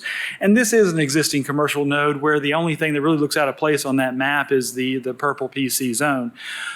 There are site constraints to this property. I mean, there's a flood way that takes up a big portion of it, but even beyond that, you can see there's a little squiggly, looks like a pond there, and there's some closed depressions. And if you go to the aerial, you can see the front part of it has been cleared, but that back part has remained kind of wooded because the topography there really doesn't allow there to be any development. The problem with the PC zone is it's generally intended for properties of 20 acres and more. And there's a number of reasons for that, but the primary reason, I was first retained not to seek a rezoning on this property, but to look at doing a development plan for a use on review for the planned commercial zoning that existed. My client, Mr. Gilreath, is wanting to move his business to that parcel because it's a better location there on the corner between John Sevier Highway and Strawberry Plains. And we hired an engineer to look at what would that look like, and he identified immediately a number of variances that would have to go before the Board of Zoning Appeals. And even though you can make an argument there are very good justifications and hardships for a variance, if you've ever been before a Board of Zoning Appeals trying to make an argument for a variance, you know that's not guaranteed, and it's a significantly higher standard. And so we pivoted at that point and asked for the rezoning. We knew it wouldn't be supported by staff, and we didn't want to do that unless we really felt like that was the best option moving forward. And, staff's rationale for it is again, has been consistent with past cases, is the PC allows there to be review from this planning commission. And I understand that, there's additional landscaping requirements in the PC, and there would be a development plan moving forward. But when you look at the properties that would be affected, that would benefit from that type of review, I mean, there's no opposition behind me on moving this to commercial. You've got industrial property that already has that landscaping buffer. It's going to retain there because of the topography issues.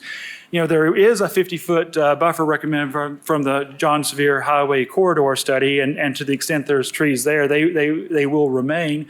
But the other properties are either owned by my client or already zoned CA, with the exception of some residential property across Strawberry Plains, which is a fairly wide area. So this is it was traditionally and kind of organically a commercial node. It should remain a commercial node. And though I'm appreciative of staff's concerns about public review, it just seems like that really isn't necessary to protect the interests on this property. So I'd ask that respectfully that you follow the applicant's recommendation and zone it CA consistent with the other commercial properties in that area.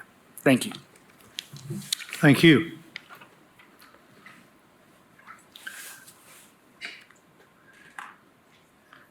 Any comments? I think I had made a comment or two at the agenda review meeting. I think the applicant's request appears reasonable and appropriate. I would like to ask staff, had this been, and it may be a case, and this is the reason I'm asking the question, Ms. Hanson, if this had been zoned something other than the prior requested PC and an applicant came in with CA, do you think you would have viewed this any differently? Or is it, I'm sorry, Ms. Porche. Okay. I'm sorry, so you're asking if it had been zoned anything other than PC, if we would have supported CA? Yeah, I mean, this was a requested rezoning prior to PC, for PC. Had this been ag or any other zoning and now requesting a CA, do you think you would have viewed it differently? And that's an interesting question. I mean, there is examples of CA around it, but again, we do try to be consistent with our recommendations. And so when I was looking at the properties to the east, and then looking at even the ag zone that's across Governor John Sevier, just looking at the different recommendations that we've made over the years, we do try to remain consistent with those. And I think that the recommendations were, the comments within the staff reports were still valid. And so, we didn't feel like a change in our recommendation was warranted, since there's not been a change in conditions to support that. There are some CA zoned properties obviously around, but we've not, as a body, as an agency, recommended approval of any of the ones south, on the south side of Strawberry Plains due to those site constraints. In the PC zone, there is that 50-foot peripheral boundary. So, in measuring, I believe it was like 500 feet of linear frontage on Strawberry Plains, and measuring the western boundary to just that straight line bound before it kind of dog legs out into that little triangle point on the bottom right. So just measuring that top line, yes, that one right there. It looked like that one had, let me get back on here and see what that was. 350, so that's kind of what they're looking at in terms of, buildable area. I don't know if that, what variances they would need, but, to staff, it seems like there's plenty of land to work with. I think I missed something there in your middle of your comment. You said something to the east. Tell me what that. Yeah, so there was, let's see, on the other side of that PR, 2 dwelling units per acre, to the left of the screen, there's a property that's zoned agricultural. There's been 2 previous rezoning requests, and both of those were withdrawn. So let's see, it's the one on the south side of Strawberry Plains. Skip one parcel over from the PR at 12. So the one with the blue line stream running through it. Yep, that one right there. So there's been 2 previous requests, and both of those were withdrawn. We were not recommending support of the, I believe it was CA they were asking for at that time. So just another example. I must be turned around. Is that? Oh, sorry, Is that west. not I keep west? saying east. Okay. Sorry, Yeah. west. Okay. All right. And so on the other corners of the major intersection there of Strawberry Plains Pike and John Sevier, we've got CA, and then on that northeast corner, not sure what ag, okay. Mm-hmm. I mean, we do acknowledge that there is existing CA, so it's not out of character. It's just our recommendations in the past have been to support the PC. Okay. Thank you. Thank you for your comments. Commissioner Midas? Thank you, Commissioner Hill. I guess when I look at this, I agree with what Michelle's saying, but also I kind of see, he can do what he wants to do with this piece of property under the PC. He's just trying to circumvent BZA. We have processes that are in place for this same thing. If there's reasons why we have this, and it's, and if it requires him going through BZA, and I feel like there's a lot, BZA has been very accommodating with variances in the most recent past. So, I won't be supporting, I do support staff's recommendation on this being PC and staying PC and allowing him to go through BZA to get his variances and to allow for the additional oversight on this piece of property. Thank you. Vice Chair Uten? Thank you, Mr. Chair. I was kind of in the same boat you were on Tuesday. You are going to have that 50-foot buffer along John Sevier Highway. You've obviously got the buffer along the river at the back, and then you own the same piece to the east that is zone CA. The whole intersection zone CA. That extra 50 feet on the front and whatever oversight, in this particular location, oversight's always nice. But here, practically with the industrial across the river and what all's going on, I don't see the extra need for it. So the East County Sector Plan would allow the CA zone that they're requesting. So I'm going to make a motion that we approve the CA zone. We've got a motion by Vice Chair Uten to approve CA zone requested by the applicant, seconded by Commissioner Perez. Is that right? Okay. And we still have lights on, so let's go with Commissioner Shelso.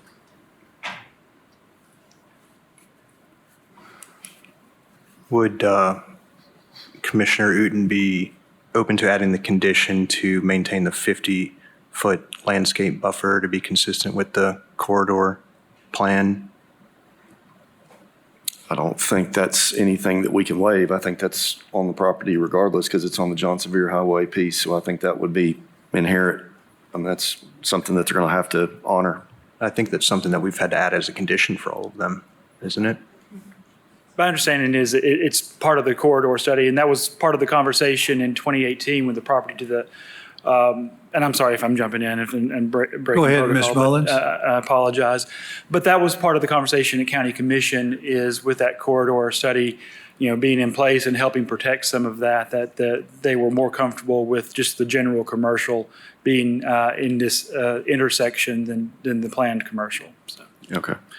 Could we get some clarification from staff on the requirements for that then? I think it would be helpful if our colleagues from Knox County would, sorry, Steve, Mr. Elliott, when properties come in for development along this particular corridor, how do you all handle the requirement for the 50-foot buffer that Kelly reviews these for compliance with zoning ordinance, and he would reach out to planning staff to ensure that any buffer that would be required, that we provide it. do you think that it's necessary for this body to put in an additional condition? I don't. My staff will be on top of it. Okay.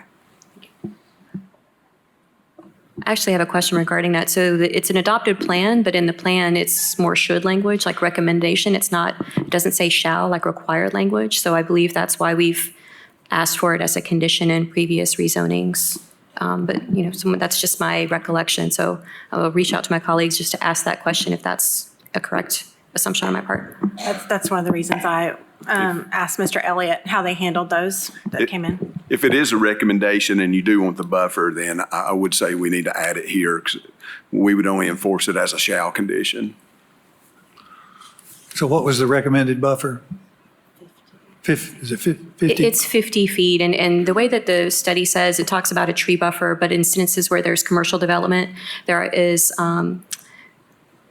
I guess, some imagery that kind of allows more shrubs and things like that allows the business to be seen, but it just requires some sort of landscaping within that 50 feet, because it's a scenic highway to add to that, the greenery and aesthetics of the rural trees and things like that.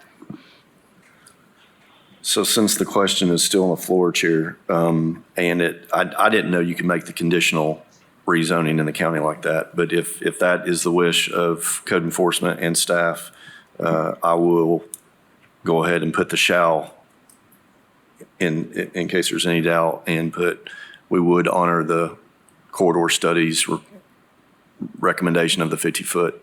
So that would be an amendment to your motion. That would be an amendment to my original motion that Ms. Okay. Perez. And we have an agreed second from Commissioner Perez.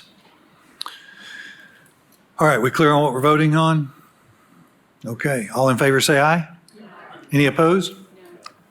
We have, give me a count, Mr. DeArmond. I mean, not a roll call. Let's see, we had 2 opposed. Okay. 12-2. I think earlier today, I shorted the total amount of commissioners. Did I not? did. You Okay. did not. All right. Okay, good. All right. Okay. Then strike that. You got it right. Okay, motion carries. 30. Next is agenda item 30. This will require 2 motions. The applicant is Thunder Mountain Properties, location southwest side of Chapman Highway, south side of Highland View Drive, 20.2 acres. Present plan designation and zoning is low-density residential, hillside protection, low-density residential, and agricultural. Proposed plan designation and zoning is MUSD SCO-1, South Knox County Gateway, hillside protection, and general business. Existing land use, agricultural, forestry, vacant land.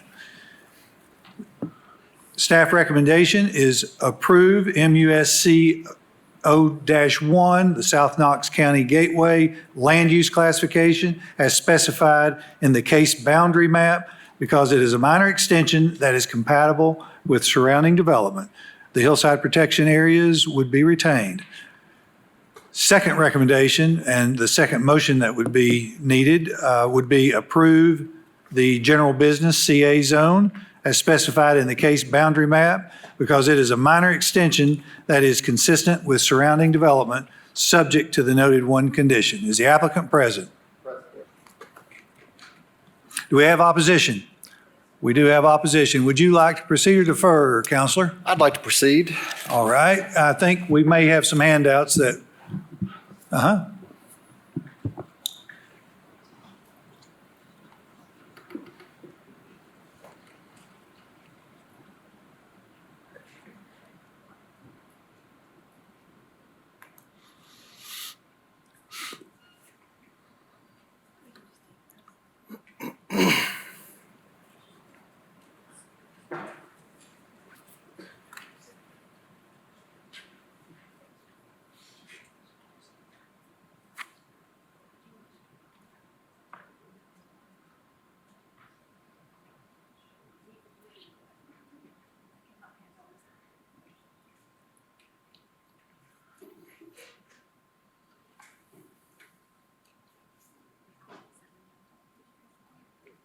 thank you.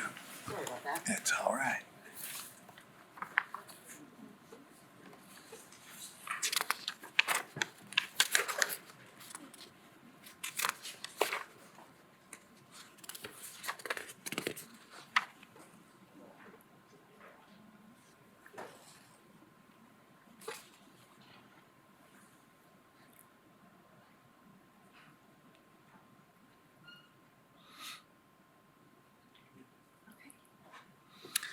All right, Counselor, proceed, please.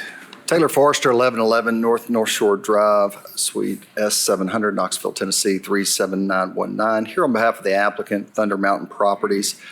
This property is located in South Knox County, somewhat near the county line along Chapman Highway. The South County Sector Plan, which is applicable in this area, contemplates several areas being designated for mixed land uses. The rationale behind this contemplation is the changing conditions in certain areas over time. Special land use districts are to be located in areas that have good transportation systems and necessary infrastructure. The mixed-use specialty district, South County 1, which is the South Knox County, known as the South Knox County Gateway. This property, the request for this property is a minor extension of that sector plan designation. The adjacent property to the west, which you can see on the screen, includes this same designation.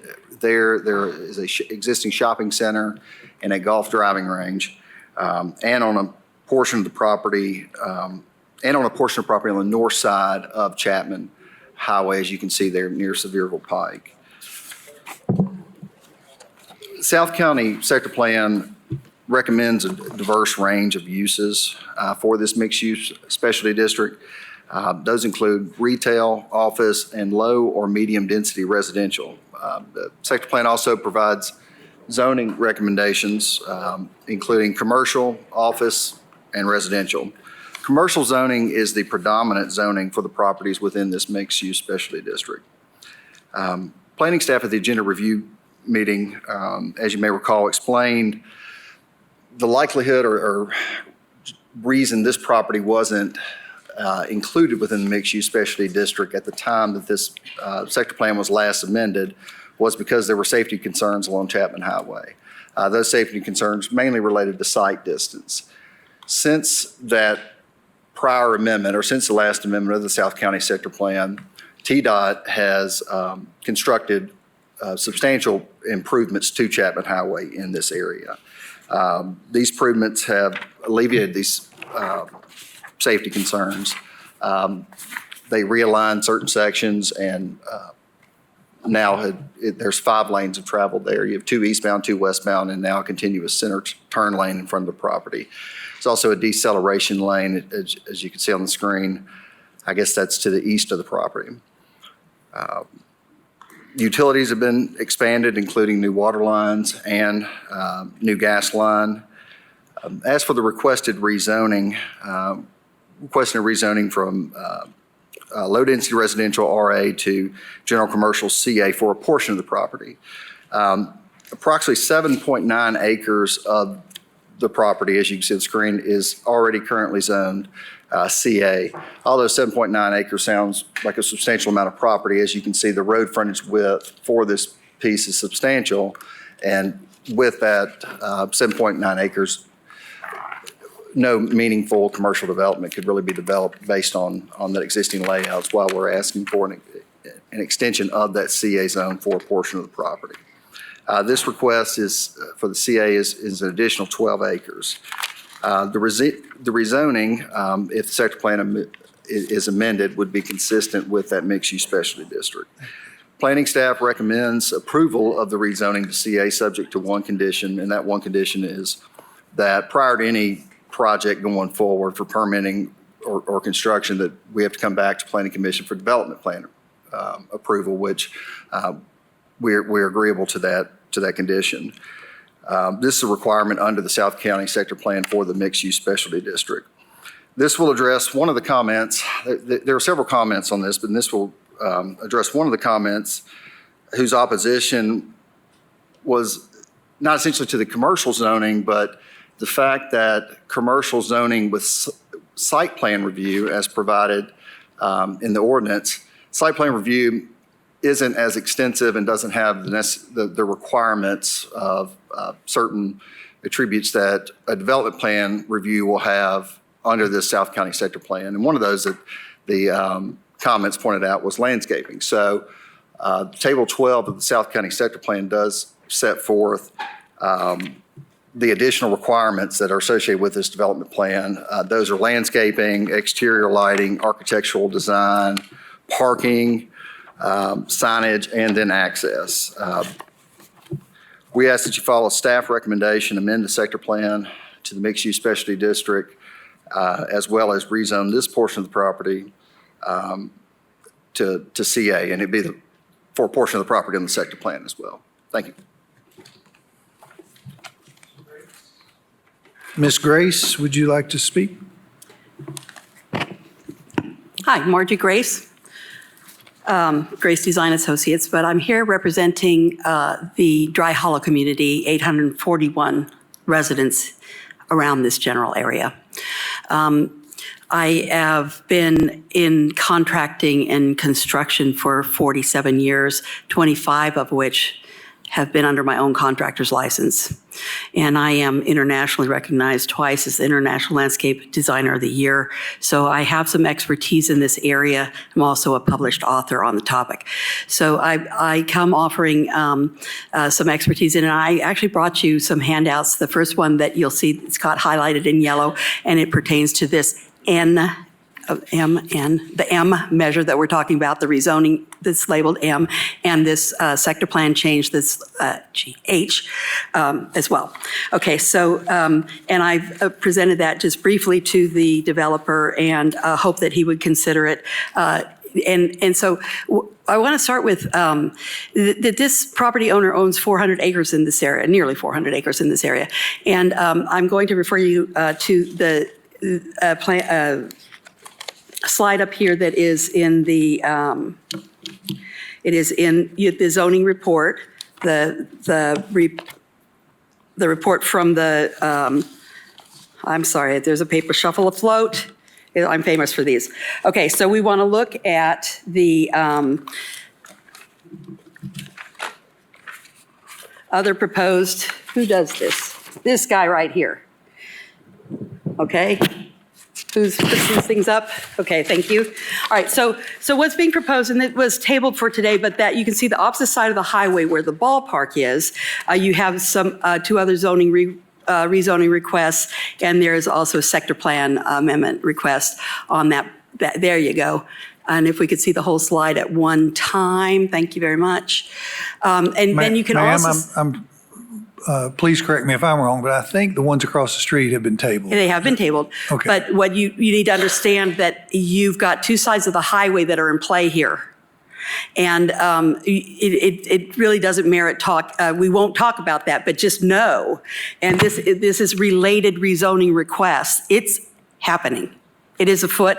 They're not. This land will be developed, and we welcome development. But we also just spent some time with Advanced Knox as a community, putting together designing a future for our own selves. And we envision here we are at the South Gateway to the county.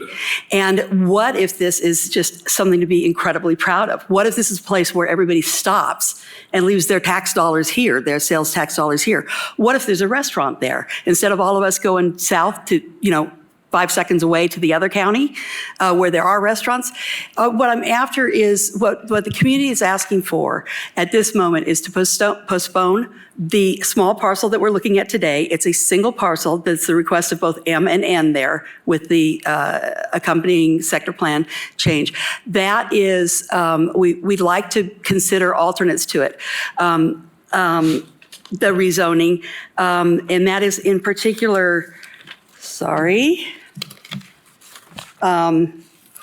if you'll look at the handout that I gave you, and you look at, I'm going to direct you first to page 2, that little hand numbered in the left corner. That's what we're looking at. And then you can see there that parcel just to the left in the slide above that has the SC. Yes, that also is owned by one of the members of, so the owner who's making the request is B. Chris Arnold, Thunder Mountain Properties, and then this is owned by an entity owned by B. Chris Arnold as well. And that is already zoned as for the gateway to the South County, and it is ripe for redevelopment, which is a stated priority in the zoning, in your rezoning report, as well as the sector plan amendment report. And I think that it's important to talk about the whole gig. Then I'm going to refer you to the next page of the exhibit that I've handed you is number 3, that shows that large requested, the existing MUSD zoning for the South County Gate. And then if you look at that PP land there as well, that is being asked to be rezoned. Currently it's public park. And I understand that that's tabled, but what the whole goal of planning is that we not be a community given by piecemeal thinking. That is the whole entire goal, because those of us who've already invested in the area, we have a contract with our government. And we moved in with the things that are in place, and we're having that absolutely disappeared right now. Okay, so. Thank you for your comments, Ms. Grace. Okay, so here we go. We'll look at the proposed page 1.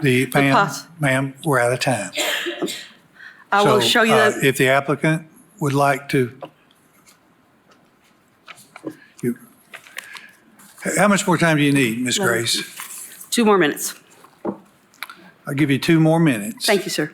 If you look at the page 1 of that, this thing right here, this leaves, we would ask you to leave the zoning that there is there, exactly the way it is and exactly the way that it isn't, and go ahead with, we show one of the stated goals of the Advanced Knox is to get a variety of price ranges, and we show here in this design, we leave the commercial zone the way that it is. They can rezone if they want. You might consider rezoning that to housing with a landscape buffer for our gateway to the South County. Then you look at some intensive housing there in the 18 townhouse multifamily. You get 34 single family residences, 18 townhouses, and this is just my first, brain dump. You've got a pocket park, you've got green belts, you can walk to commercial, one of the stated goals by the attorney for the developer. As we said, we want we're looking for sidewalks, walkability, et cetera. I appreciate your consideration. I really would like to also point out errors in their time does not allow, but there are actual problems with the inaccuracies within the zoning report and plan amendment report, and chief of which is that the prior, the warranted change, a change of conditions warranting the amendment is based on something that, yes, was implemented in the year 2022, but was proposed and envisioned prior to our last plan, our last sector plan. So it is not a change condition. If it's envisioned 20 years ago, but not acted on till now, it is not a change of condition. There's a lawsuit coming about that, and so we would ask that you kindly also review. There are 5 inaccuracies within this zoning plan that need to be cleared up as well. There is not a continuous turn lane from the county line to Simpson at all. It stops short of the county line such that the new development, the 170 condos that are being built right now, Ms. they Graves, can't we need to turn wrap left up. onto that highway. They cannot turn left onto that highway. And there's a Thank lot, you. next to Thank you for your that is a comments. lawsuit for the county. Mr. Thank you. Forrester, would you like a couple of minutes? Just a second. Turn lane I was referring to is between the two intersections there at, I think it's Highlands View at West Simpson, the turn lane along the frontage of our property. All right. Commission? Do I get to rebut? No. Okay. Commissioner Adams?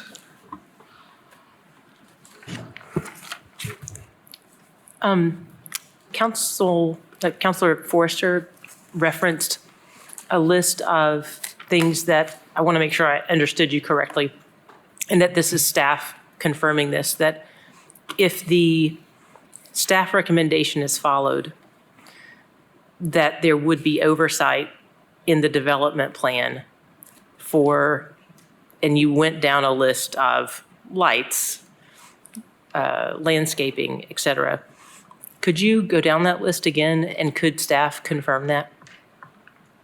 It's in your packet that staff provided. It's from the South County Sector Plan, Table 12, and it lists things that are to be considered during the development plan review process for projects under this mixed-use specialty district. It's on.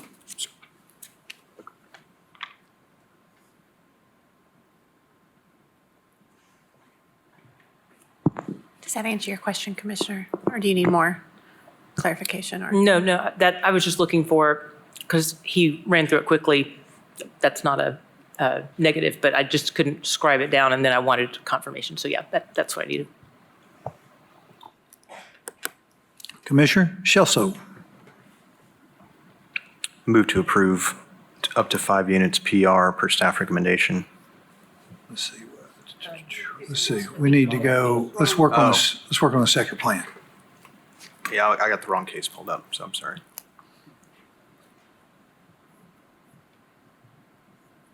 Thirty. December 30. I'll make a motion to approve mixed use MUSD in South Knoxville Gateway on the hillside protection CA, general business. Wait, I'm sorry. We're all confused here. I got you. Approve the MU-SCO-1 South Knoxville County Gateway land use classification as specified in the case boundary map because it is a minor extension that is compatible with the surrounding development. The hillside protection areas would be retained. And I'll second. Okay, we have a motion by Commissioner Huber to approve the MUSCO-1 South Knox County Gateway Land Use Classification per staff recommendation, and seconded by Commissioner Adams. Seeing no other lights, all in favor say aye. Aye. Any opposed? Motion carries. Move to approve the CA general business zone as specified in the case boundary map because it is a minor extension that is consistent with surrounding development subject to one condition. I'll second. All right, we have a motion by Commissioner Huber on the rezoning to approve the CA general business zone per staff recommendation, subject to the noted one condition, seconded by Commissioner Adams. All in favor say aye. Aye. Any opposed? Motion carries. Let's take 10 minutes.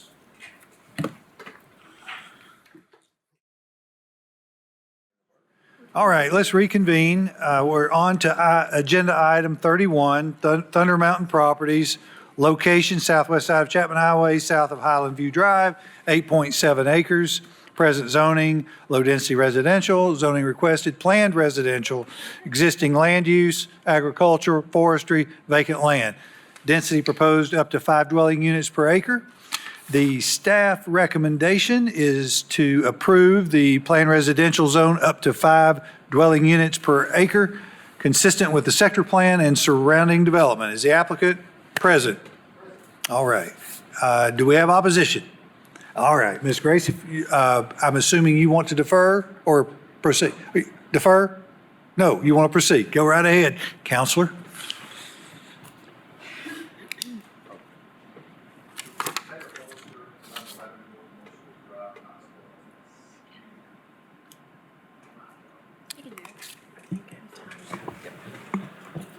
Here on behalf of the applicant, Thunder Mountain Properties, you just considered the portion of the same property that's in front of it, recommended rezoning to CA. This is the back half of that property.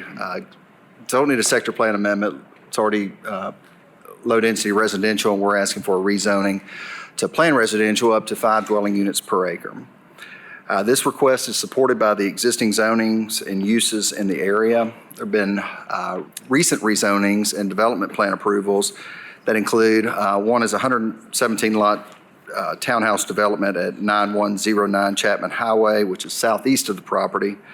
That was rezoned to plan residential at a density of 9.46 dwelling units per acre. To the west of the subject property is Highland Ridge. Zoning to PR, density recognized as 1.47 dwelling units per acre. In actuality, of this 125-acre tract, as you can see on the screen, it clusters this development into kind of the small corner of the property, which effectively results in a density of 4.7 dwelling unit per acre when you consider the cluster and the actual lot size of, I think it's approximately 5,500 square feet per lot. Then we also had the property located on the east side of Sevierville Pike, which was rezoned to plan residential at 2.8 dwelling units per acre. As noted previously, there have been substantial improvements on Chapman Highway, the expansion of the lanes, also utilities, the new water lines, new gas lines. Access to the property, there are 2 existing unimproved stub outs for this property. Obviously, with this being planned residential, it's going to have to come back through for concept plan and development plan review. At that time, expect those access points to be addressed, whether they are both fully used, one unused, or limited use in some capacity. That'll all be reviewed by engineering and addressed as to the most appropriate way to distribute the traffic. The benefit of it is it does offer existing avenues to distribute traffic to and from the site. That way it's not concentrated coming in one way or the other. Noted important, or something I found very, I guess, profound in the demand for housing. And there were a lot of comments saying that, we didn't need housing in this area. There wasn't a demand. What I found from Knoxville Area Realtors Association, this was kind of a comparison of the years, and at the end of 2023. And so it did a 2021, 2022, 2023 average. And so in Knox County, in 2021, the price per square foot averaged $175 per square foot. At the end of 2023, that price had increased to $232. The average sales price, taking the average square footage, in 2021, it was a 2,150 square foot average house. That sales price was a little over $347,000. In 2023, a 2,100 square foot house average price was a little over $435,000. The residential closings in 2021, there were 9,388. That number dropped in 2023 to 6,827. So that's, over 2,000 less closings that we had in that span. When you consider the increase square footage price, increase average sales, and then the decrease in the actual closings that occurred, that's evidence of this lack of available housing. And there's the obvious demand there, but we just aren't able to meet it. Obvious way to correct that is to provide more housing. This request is consistent with the general plan and its development policies, the South County Sector Plan, as well as the zonings and developments in the surrounding area. We request that you follow staff recommendation to rezone this portion of the property to planned residential at a density of up to 5 dwelling units per acre. Thanks. Thank you. Ms. Grace, would you like to speak? Hi, my name is Dawn Close. So I'd like to just kind of piggyback on what he's saying about Ms. the Close, great. could you give your address, please? Sorry, Dawn Close, 8815 Sevierville Pike. Thank you. Knoxville, Tennessee. So piggybacking on top of great demand for housing in our area. So we did a survey all, just ourselves, what's available there in our immediate area. And just right within half a mile are 14 available lots that have been available for years. The lots go for $14,000 each. They're completely available for building, and no one's picking up those lots. So if there was a great demand, this huge flood of people that really want to be in our community, I would think that they would pick up some of those lots and build a home and satisfy some of the housing needs. The other thing that we did is we drove around to see what kind of retail space was available in our general area. So we drove 2 miles down the road from where the proposed commercial development is. And within those 2 miles, we found 30 retail and commercial spaces available today. And then the industrial park that's within, a mile and a half of this proposed development, they only have 50% occupancy. So we feel like there's really is already available housing stock available, lots for sale. There isn't this great big huge flood. Maybe there is in other parts of the county, but not in our parts of the county. The other thing, the change of conditions, the reasons to approve. So one of the reasons to approve is condos were 117 are under construction.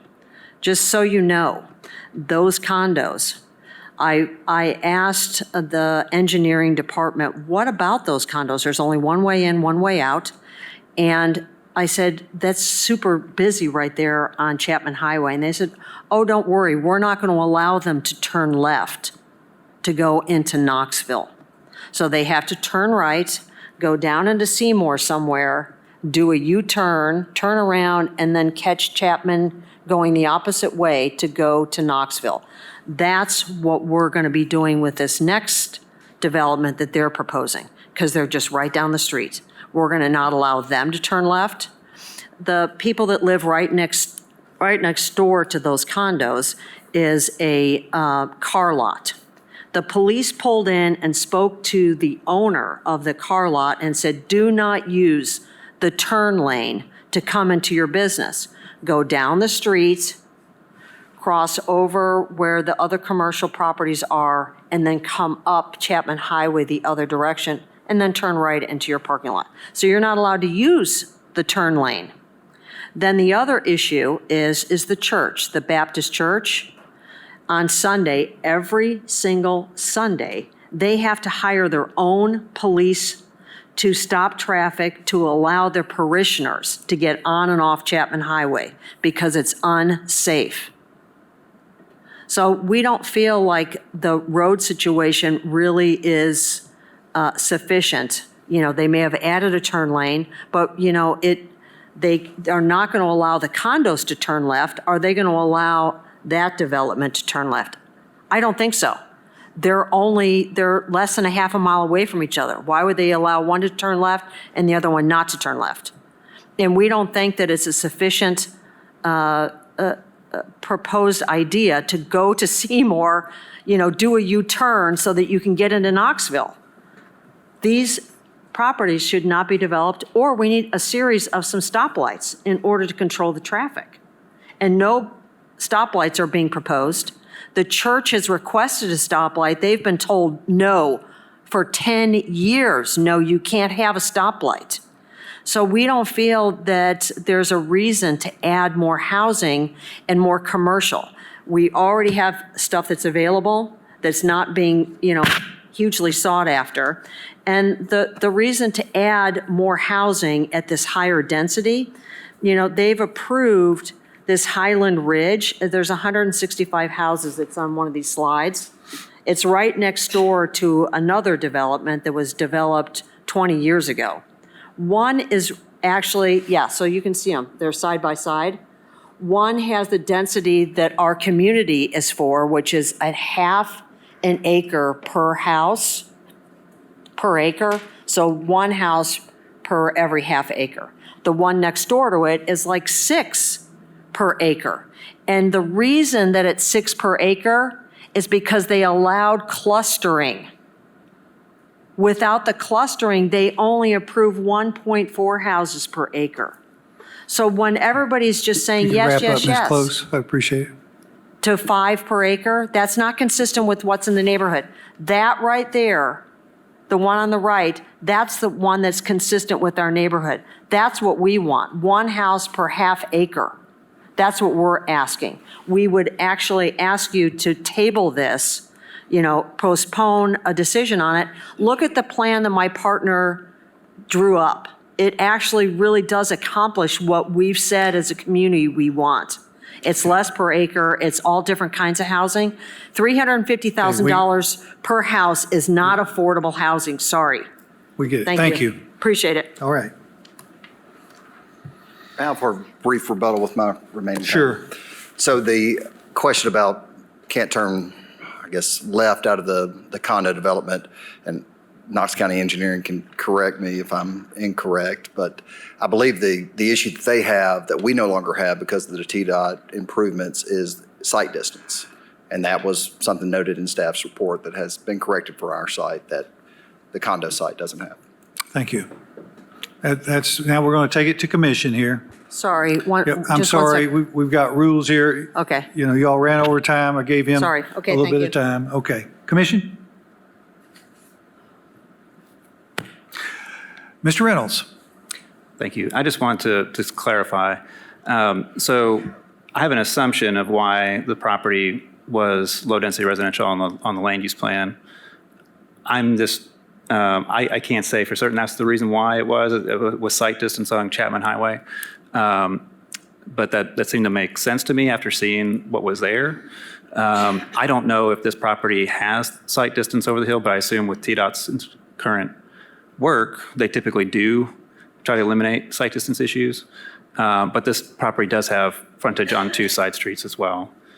So it's not quite limited like the other property. The other property, which has been brought up, they actually didn't have site distance to the south, looking towards Seymour. So they had the opportunity to push their driveway further away to get site distance. They chose not to. I don't know if they were, I can't recall off the top of my head if they were going to get site distance both directions or not, but I think that they had a place to get it, but it would just made it much more difficult to do the development. Thank you for those added comments. All right, Commissioner Shelso. Now that I've got the right tab pulled up, I'd like to make a motion to approve PR up to 5 units an acre per staff recommendation. We have a motion by Commissioner Shelso to approve planned residential up to 5 dwelling units per acre per staff recommendation, seconded by Commissioner Barger.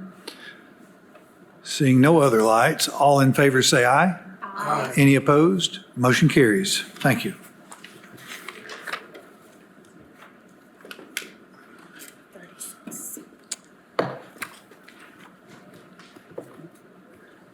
Agenda item 36, subdivision Mockingbird Meadows, applicant developer D.R. Horton.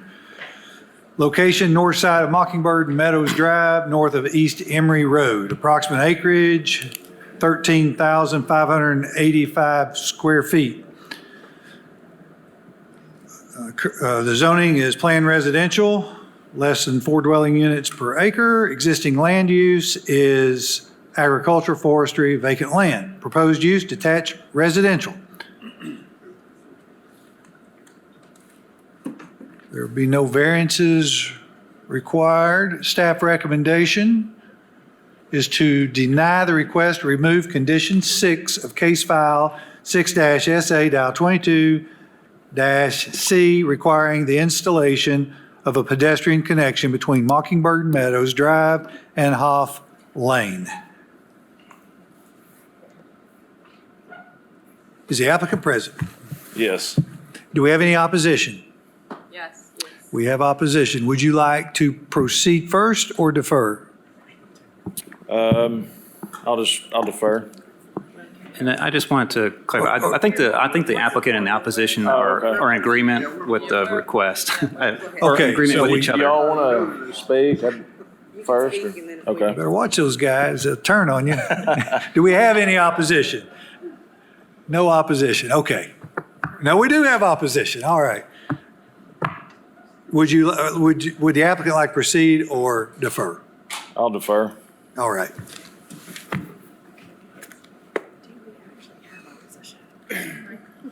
Good afternoon. Robert Lofsted, 7802 Dan Lane. And so I guess I need to be sure exactly what I'm opposing or supporting. You supported that we don't want the side. There you go. Yes, I'm supporting what they want. So you're supportive? Exactly. I'm with Sit you. over here. Thank you. All right. You're pretty convincing. You've changed these guys' minds. All right. Name is Chris Large on behalf of the applicant. 1431 Centerpoint Boulevard, Suite 110, Knoxville, Tennessee. I'm respectfully requesting approval of the revised concept to remove the sidewalk between lots 3 and 4, heading to Hoff Lane. The sidewalk as shown is unnecessary for connectivity due to the lack of sidewalk in Emory Estates, just east of the property. Hoff Lane is a dead-end road with no sidewalk on either side, and the sidewalk as shown would have to connect directly onto the asphalt. The community maintains connectivity through Emory Road by joining the existing sidewalk to the east and west of the entrance. And then we've reached out to Knox County Engineering, and they support the removal of this small section of sidewalk. And then we've also been in contact with the community of Emory Estates, and they strongly oppose the connection. They've compiled a petition with 91 signatures in opposition to the connection, with none supporting. And I'm once again requesting the approval of the revised concept. Thank you for your time. Thank you. All right. We didn't have anybody else sign up, did we? Okay. Do you want to get on the record from county? Okay, sure, yes. Mr. Elliott, if I could, would you guys comment on do you all support this? The removal or of the requirement of the sidewalk?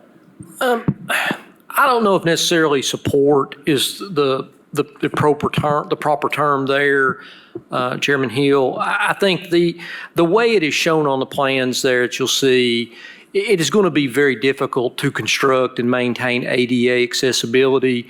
So that was our concern. Obviously, we've heard from a lot of the folks in the subdivision. So from our perspective, we don't believe that removing it will be a detriment, I guess is the best way to put it. There's sidewalk in this subdivision that leads these folks down to Emory Road, sidewalks along Emory Road, and they can get there another way. So we don't support it, but yet we don't oppose the removal of it because there are alternate pedestrian facilities. Thank you, Mr. Snowden. All right, let's go with Commissioner Adams. I'm sorry. May I speak? Were you signed up to speak? Were they signed up to speak? One person. Grade treasurer. There are some folks signed up as against, but there are. We have some folks that signed up, and maybe there's confusion here as to, where are we on, 31? It's here? 31. So we've got Margie, or no, not Margie, 36. Gabe Trasher. He had to leave. Uh-huh. had to leave. We are prepared to speak on his points if we need further elaboration as to unnecessary. 4 copies of. Okay, so, okay, all right. How many want to speak? 2 of us. 2? Or I see another gentleman in the back. Is that 3? Okay, how about we go with 2 minutes each? Does that work for you? Okay. May I pass these out? Yeah, let's put someone else here while you're passing out. So who would like to speak? I'll go real quick. All right, if you'll give your name and address, please, I'd appreciate that. Sure. My name is Haley Bernard. I live at 7704 Dave Road, Knoxville, Tennessee 37938. I don't know that our points are really necessary based that we're actually siding with the developer on this, but we do have obvious support through the neighborhood not needing this. There's some discuss of the connectivity for walkability and biking. We don't have the amenities that support a safe route for that. We don't have sidewalks. That neighborhood that's going in has sidewalks. It's a closed loop. It's a perfectly safe environment for their residents to walk and bike safely. Also, in regards to, there's some discussion about us lying outside of the parental responsibility zone for Berkey McLeod, and this neighborhood is within the zone.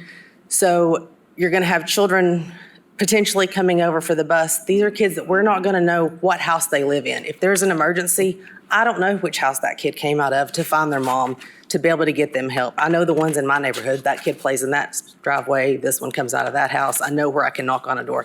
I will not with that situation.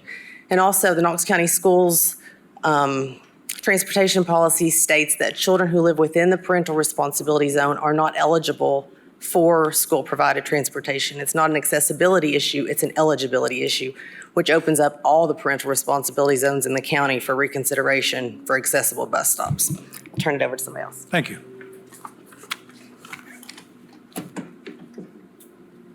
Hi, I'm Michelle McGrath, 7704 Dan Lane. I live across the street and one house over from Hoff Lane where they want to build that little walkway.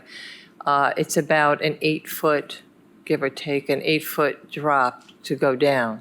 It's not just level coming into our subdivision. We have no churches, no parks, no sidewalks to ride bicycles, no stores. There's one exit, entrance and exit. There's one road at the end of Hoff Lane that goes in and out. They have the same thing on Mockingbird. They have the one, at least one. They're closer to the stores. So there's no reason for them to want to come in and walk in our neighborhood, which would be more dangerous because we're driving through and we already have, our median age 3 years ago was 55. I assume it's a little higher now because we're all a little older. But, you know, we have a lot of people that walk as it is, and we have to watch them. So I feel that it would be dangerous, and there's no reason for it. I don't see, if the builder doesn't even want to do it, I don't see why anyone who doesn't even live in that area would want to do that. That's it. I'm done. Thank you.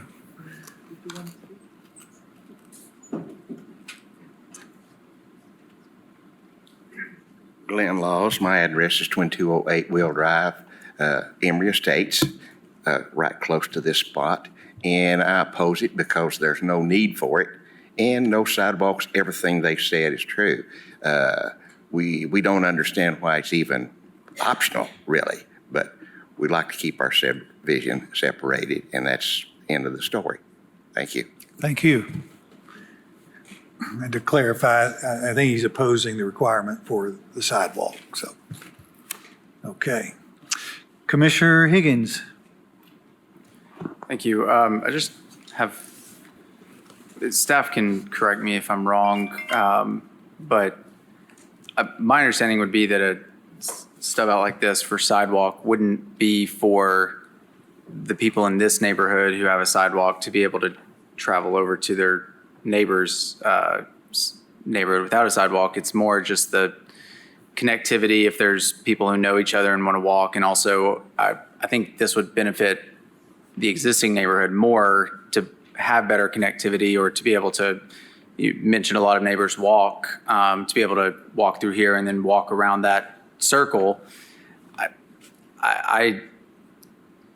I'm surprised, but I don't know, I'll let other people talk, and staff, if anybody with staff has a different thought on why that would be there. Be interested to know. Commissioner Adams. I have the same thoughts as Commissioner Higgins that, I've got elderly parents who they look for safe places to walk, and when they can extend their walk through a safe route, whether because they live where there aren't sidewalks, to sidewalks, that makes them happy. And this body, I think, generally tries to find connectivity between neighborhoods. If you don't build in that connectivity now, you can't go backwards. So I would love it if there was an automobile connectivity there so that people weren't having to go back out to Emory to go back around. But in this case, if a kid wants to play with another kid, and I hear the neighbors saying that everyone there is an average age of 50, there are no children there, but that's today. There may be kids there a year from now that want to play with kids in this newer neighborhood. They wouldn't have to necessarily get out onto the road. They could walk over there with their parents. So this kind of sidewalk, to me, represents the kind of connectivity that we want to start to engender in our neighborhoods. I understand the developer doesn't want it because that's an expense. So that's not a surprise. I'm not trying to bash on the developer, but that is not the compelling case. And I hear the neighbors. We normally have neighbors coming and saying, we really want sidewalks. Could we please have a sidewalk? We would like to have connectivity. In this scenario, I think we had a planning commission in 2017. Did I get that right? That originally had this as part of the concept plan? Yes, that's correct. So people before us understood that connectivity need and have continued to do that. So we're here again, but I support the sidewalk because of the connectivity it provides for neighborhoods, not just now, but also in the future. Thank you. Commissioner Shelso. Yeah, I don't like to hear the fact that a developer is having problems building something that was required when they knew it was a requirement, and the entire subdivision plan or plat could have been rearranged to accommodate a potentially better slope for this sidewalk, for this requirement. I also believe connectivity is very important. I did some math. So if you lived in a couple places in that other subdivision and wanted to walk down onto Emory Road, it could be between 1.1 to 1.3 miles just to get to the other side of, another, what you could see, versus a few hundred feet at most. And I think maintaining connectivity is important. We need to have neighborhoods that people can get out and walk and have places to walk to. And it's great that Emory Road does have a sidewalk, but it's not separated. You're literally walking right on the highway that people are often driving 50 plus miles an hour on. So I'd like to make a motion to deny, to remove this condition per staff recommendation. I'll second. Okay, we've got a motion by Commissioner Shelso to deny the request to remove condition 6 of case 6-SA-22-C, requiring the installation of a pedestrian connection between Mockingbird Meadows Drive and Hoff Lane, and that was seconded by Commissioner Adams. We have more discussion to do here, and let's go to Commissioner Biggs. I was just going to add that I think consideration should be made for the residents who don't currently live in Mockingbird Meadows yet. And, if I'm a future resident there, let's say, it's great to have a little walking track around there, but in the neighborhood I live in, I walk far beyond, 2 blocks from my house. And so having access to broader, public access roads, I think, is important. And, I'd echo Commissioner Shelso's, prioritization of connectivity. So I think we need to take into account people who will live there in the future. And then I also just think it's a dangerous precedent to kind of allow neighborhoods to segment themselves from connectivity of surrounding areas too. So I would caution us against, granting too much favor to opinions of folks who want to maybe sequester their existing neighborhood. Thank you. Commissioner Overton. Respectfully to my fellow commissioners, I think none of us live there, and if the people that do live there are saying they're not going to walk there and they don't want it, and they've got, a sidewalk running into asphalt where they're driving around a neighborhood, I think, having an avenue where little kids can just run into a situation with no sidewalks around is dangerous. I think that's a compelling point, and I don't think that we know better than they do about where they are and aren't going to walk. So I support, it's kind of a double negative, so what they're saying, I support it. I get it.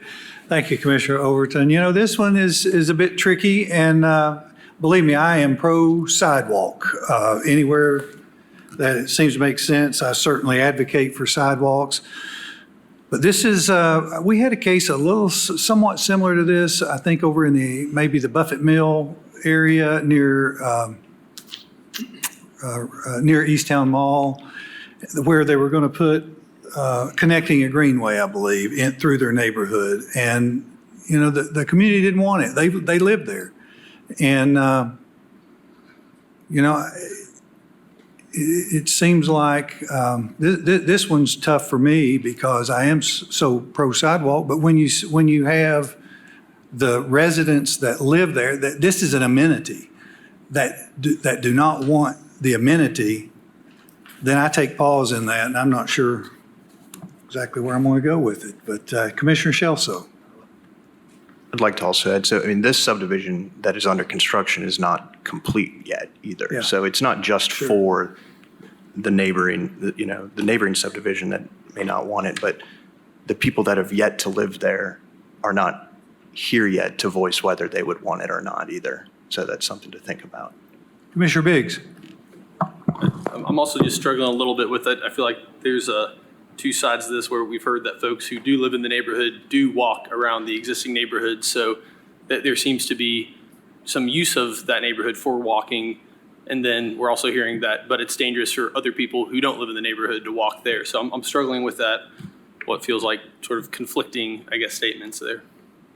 Sir, our Can I rules make a prohibit, point? I'm sorry. Can I give you a couple of things quick to think about? No, excuse me just a minute. Our rules prohibit you speaking once it comes to the commission floor unless a commissioner requests some clarification or ask you a question. I'm sorry, I thought there was 1:42 left on the clock from when we were speaking before. But we had already. I want to give you just a point to think about. Hang on a minute, okay? Listen, I'm trying to give you some leeway here. I'm trying to invite commissioners maybe to ask you a question. If they don't, that's their prerogative, but these are the rules, so let's wait and see what happens here, okay? All right. Commissioner Overton. Okay. Commissioner Higgins. I just want to add to some of the previous comments. This is connecting to a Knox County road. It's not connecting to private property. The road belongs to everyone, and I think future residents of both sides included. I think there's a lot of, we've all seen the studies that talk about the travel distance, like Commissioner Shelso mentioned, where people can be neighbors and want to spend time with each other, but it takes a long time to get around, even though they're very close proximity. So I don't think this hurts anyone to have, and if anything, it could be worse to not have it, I think. And I agree, I don't think it's a good precedent for us to, go back on what was originally planned in a situation like this, so. Thank you. Commissioner Browning. I'd like to give the gentleman 42 seconds to hear the 4 points. See, I thought we'd get there. If you'd be a little patient Thank with you me. very much. I live in a subdivision adjacent to that as well. John McGrath, 7704 Dan Lane. One thing you might want to consider is Knox County's liability. What happens when one of these elderly people in this 55 and over community falls down that 8-foot steep decline on this sidewalk that you want to put in? Okay, who's going to accept the liability for that? You are, okay? There's no reason for this access to this community. We're all senior citizens that live in there. We want to see our grandkids that live in the next community who are going to move in eventually and have kids 20 years from now. We'll drive around the block. and we'll enter from over there. That is the lamest excuse for a reason to put that walkway to nowhere. It's a stairway to hell is what it is. It's a liability and a trip hazard, and I suggest that you take a ride over there and go view it in person, because the pictures don't really give you enough reality. Go take a look at it and try walking up that hill yourself. Okay? No seniors in my community who are we can barely walk, half of us anyway. And when we do, we're walking up the block to the corner and back down. There are no people walking around our neighborhood. Each road is over a mile, mile and a half long. It's not happening. That's the reality. Okay? But I think, aside from everybody else's support for this issue, you need to think about the liability, because when I fall and break my hip, I'm suing you. Thank you for your time. I appreciate it. Thank you. All right, let's see. We have a motion and a second. That is to deny per staff recommendation, right? That where we are? Okay. See, okay, we're going to do this. The motion in the second is to deny the request to remove number 6 of case file 6-SA-22-C, basically the requirement to build a sidewalk, okay? That's, yeah. So. No, to deny building. To deny building. Requirement to build it. The requirement to build the sidewalk. Well, deny the request to remove condition number 6, remove the condition of number 6 of case file 6-SA-22-C, requiring the installation of a pedestrian connection between Mockingbird Meadows Drive and Hoff Lane. Okay? I want to make sure we got time here. Let's make sure everybody's clear. So a vote yes is essentially for the maintenance of condition 6, which requires The building. construction of a sidewalk. So a vote yes, a vote no does not require. No is no sidewalk, No is yes no is a sidewalk. That seems backwards because, That's, The application is to remove a condition that requires Yeah. it to be built. It's and your motion was to deny. To deny the The- application. So I would be voting deny the for removal. the motion, which was to deny. I would be voting yes to deny. Correct. Yes. There's a lot of negative. If you vote yes, you're that is voting correct. for the Um, sidewalk. One clarification off of this to Commissioner Boyer's, she was asking about destroy or build. The pictures that were going around, there's something there already. It's not the final sidewalk, but there's some type of basic infrastructure for the sidewalk already in place. They built that form, yeah, they built, it fell apart in the rain. Who hasn't?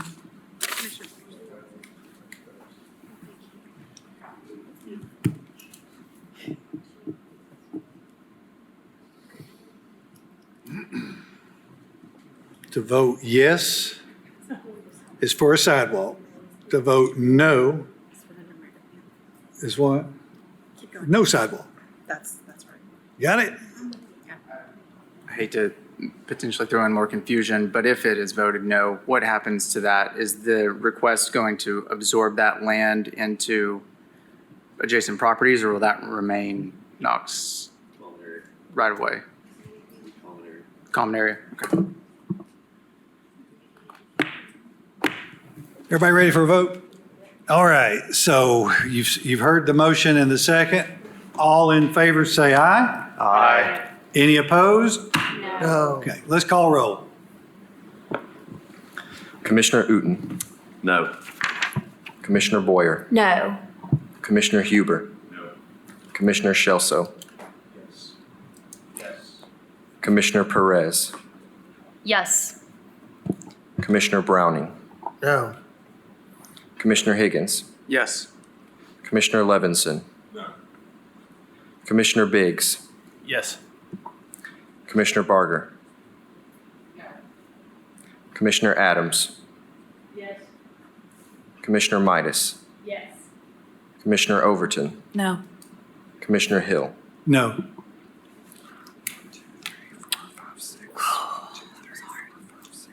Motion fails 6 to 8. 8-6. Okay. So do we need?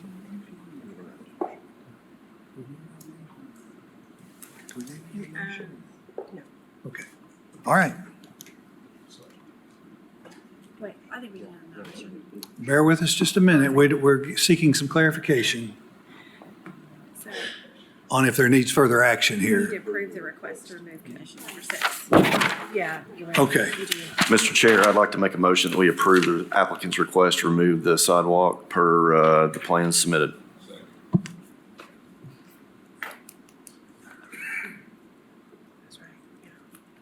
All right. Okay, we have a motion by Vice Chair Uten to remove the requirement, the applicant's request to remove the requirement for a sidewalk, seconded by Commissioner Levinson. And we still have some discussion here. So Commissioner Shelso. So I guess I just have a question. If it has been platted, correct? The subdivision's been platted, That's correct. and so it's been platted with this opening, correct?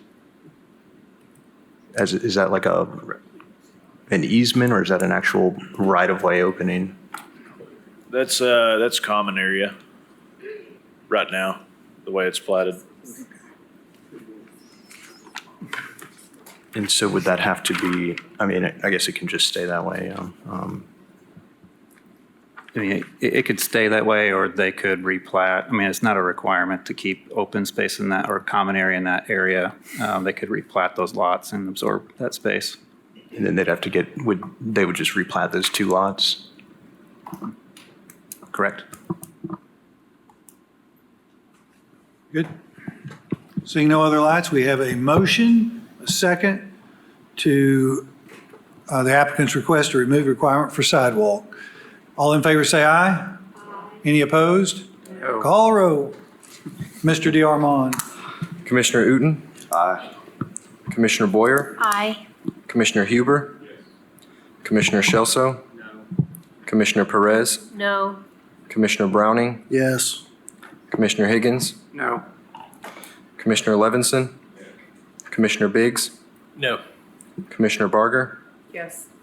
Commissioner Adams. No. Commissioner Midas. Commissioner Overton. Yes. Commissioner Hill. Yes.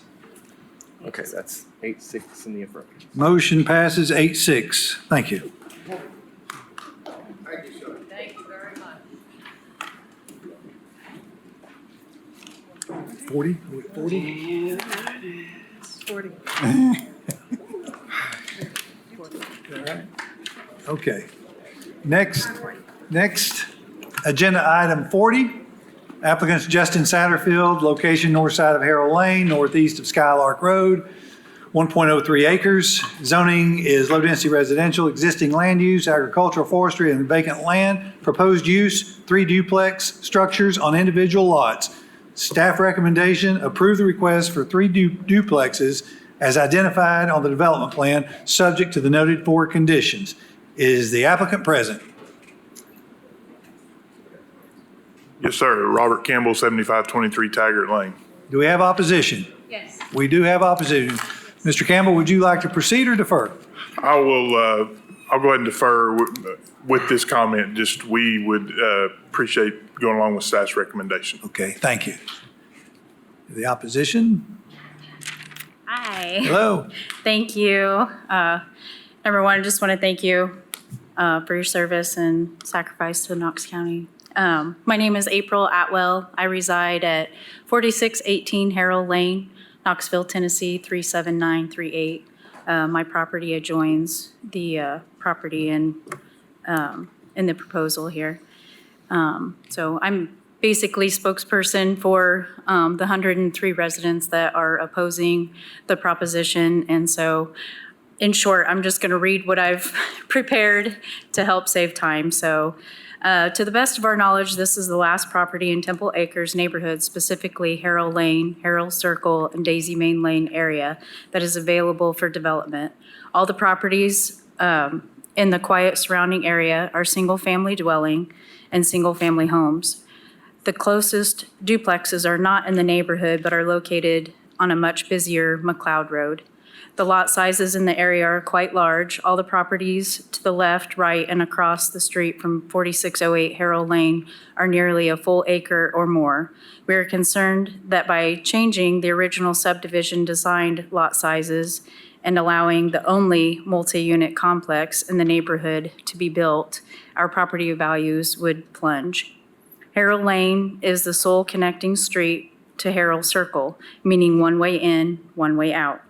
It does not have sidewalks and is one of the few flat roads in the area. Therefore, many people from the entire area ride their bikes, walk their dogs, jog, push strollers, and allow their children to play on Harrell Lane. It is the kind of safe neighborhood in which you would enjoy living. We fear adding 6 living units will introduce potentially 12-plus cars onto a short stretch of road, not to mention numerous delivery vehicles coming and going several times a day. As a result, the above aforementioned recreational activities may cease to exist due to serious safety issues.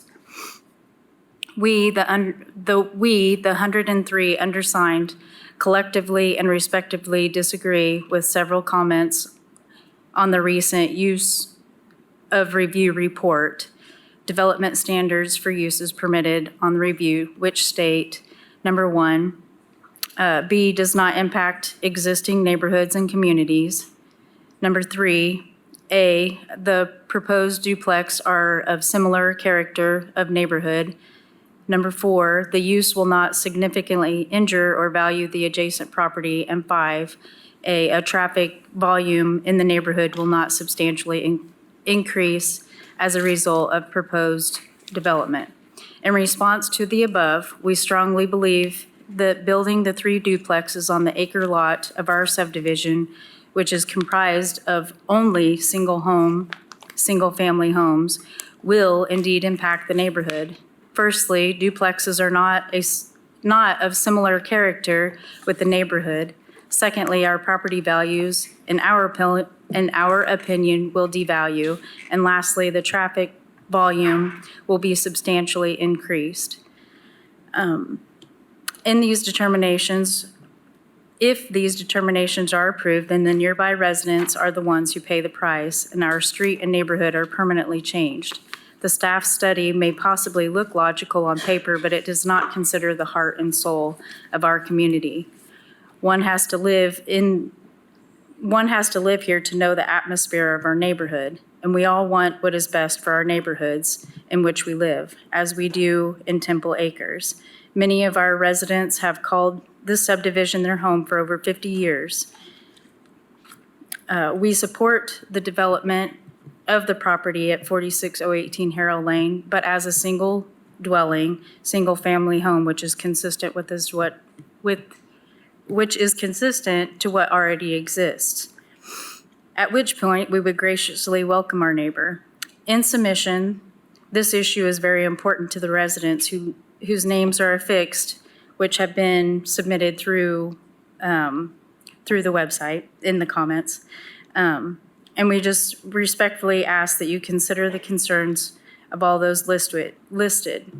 Additionally, I'd just like to add as well, it seems, and I know this may sound repetitive, it seems logical that single-family homes should be built among single-family homes and duplexes be built in other duplex areas. But if these duplexes are built on this lot, there will never be other duplexes that would be next to said property. The empty lot across, which is referred to in the comments, there's an empty lot across. The homeowner actually purchased that lot to be able to secure their property so that no more development is made. And so that purchase was made in order to secure that wouldn't happen. Ms. Atwell, we're out of time. Oh, Thank you. yep.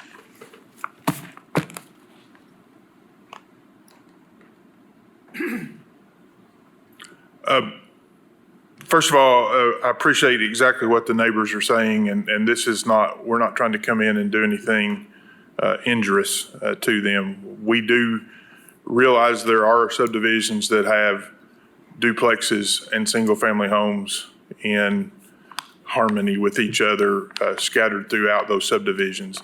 And again, we're not trying to go in. It is our opinion that we can make this a good neighbor situation. We've, as you've seen from the plan, have one access into the property so that we're not having multiple driveways and some of the other issues that sometimes when you have multiple units you create. But again, I do respect what the neighbors are saying and understand this has been a stable neighborhood in Halls since I've been a kid. So I understand exactly what they're saying, but again, it's our opinion that this would be a good thing for this piece of property. But again, that's up to you all to decide, right? Thank you all. Thank you. Commission?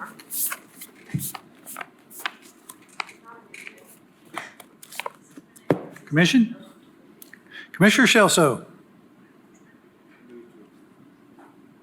Move to approve the request for 3 duplexes as identified in the development plan, subject to the 4 conditions per staff recommendation. Second. We have a motion by Commissioner Shelso to approve the request for 3 duplexes as identified on the development plan, subject to the noted 4 conditions, seconded by Commissioner Huber. Seeing no other lights, all in favor say aye. Aye. Any opposed? Motion carries. You're kidding, right? You just sat here and gave away all kinds of rural property to every developer that walked in. This neighborhood does not need that. Did you just ever tell how many years this neighborhood has been? Ma'am, you're out of order. You're out of order. I'd ask you to sit down or leave. Stop listening to us. Yes. Yeah, put your signatures. You didn't listen. We will go now to agenda item 41. The applicant is Ralph Smith, location north side of West Emory Road, east side of Howard Bennett Way, 1.7 acres. Zoning is low-density residential, existing land use, single-family residential, proposed use 3 duplexes on separate lots. Staff recommendation, approve the request for 3 duplexes subject to the noted 3 conditions. Is the applicant present? Yes. Do we have any opposition? Seeing no opposition, would you like to comment or? Not unless anybody's got any questions. Sure, okay. Commission?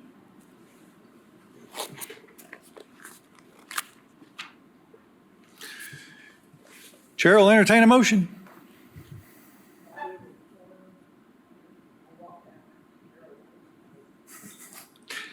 Commissioner Shelso.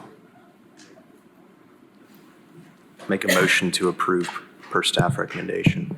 Second.